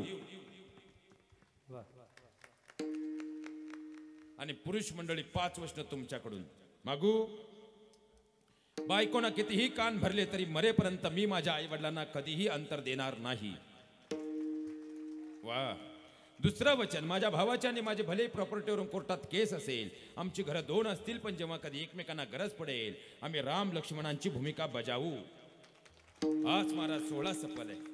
तिसरं वचन, आजपासून गावातल्या कोणत्याही चांगल्या कामात आम्ही कधीच चुकीचं राजकारण आणणार नाही. वा. चौथं वचन, जशी माझी अपेक्षा आहे माझ्या बायकोनं माझ्या आईवडिलांना खऱ्या अर्थानं समजून घ्यावं, आईवडिलांचा दर्जा द्यावा, त्याप्रमाणे उद्या माझ्या सासऱ्यांना माझी गरज पडली तर मीही मुलाची भूमिका बजावेल. सोन्यासारखे मिळाले तुम्हाला. आणि शेवटचं 5वं वचन, खऱ्या अर्थानं आता आपल्या गावात पुढे सप्ताही आहे, त्या सप्ताहाच्या निमित्तानं का होईना पण आता गळ्यात पवित्र अशी तुळशीची माळ ग्रहण करू. वाजल्यात तेवढे जरी आले आणि खऱ्या अर्थानं पवित्र तुळशीची माळ ग्रहण केली तरी खऱ्या अर्थानं आपलं कल्याण साधलं जाणार आहे. आणि आता बसलेल्या सगळ्यांकडून आणि उभ्या असलेल्या सगळ्यांकडून शेवटचं वचन, ज्यांनी आपल्याला खऱ्या अर्थानं भक्कम अशी साथ दिलेली आहे त्या दादांनाही इथून पुढे सामाजिक आणि राजकीय जीवनात भक्कम अशी आपण सगळी मिळून साथ देऊ. हाच महाराज झालेली सेवा भगवान परमात्म्या चरणावर अर्पण करत असताना बोलण्याच्या ओघात जर एखादा चुकीचा शब्द गेला असेल तर मुलगा या नात्याने आपल्या सर्वांची क्षमा मागतो. मात्र जे योग्य वाटलं ते काळजात करून घ्या अशी अपेक्षा व्यक्त करतो. दयाघना परमेश्वराच्या चरणावरती एकच प्रार्थना करतो की खऱ्या अर्थानं दादांना समाज कल्याणाचा हा वसा आणि वारसा यथार्थ त्यांच्या अंतकरणात रुजलेला आहे. त्याला अखंड असं भगवान परमात्म्याकडून बळ मिळो. त्यांना उत्तम उत्तम आरोग्य आणि यशाचा आलेख असाच मिळत राहू.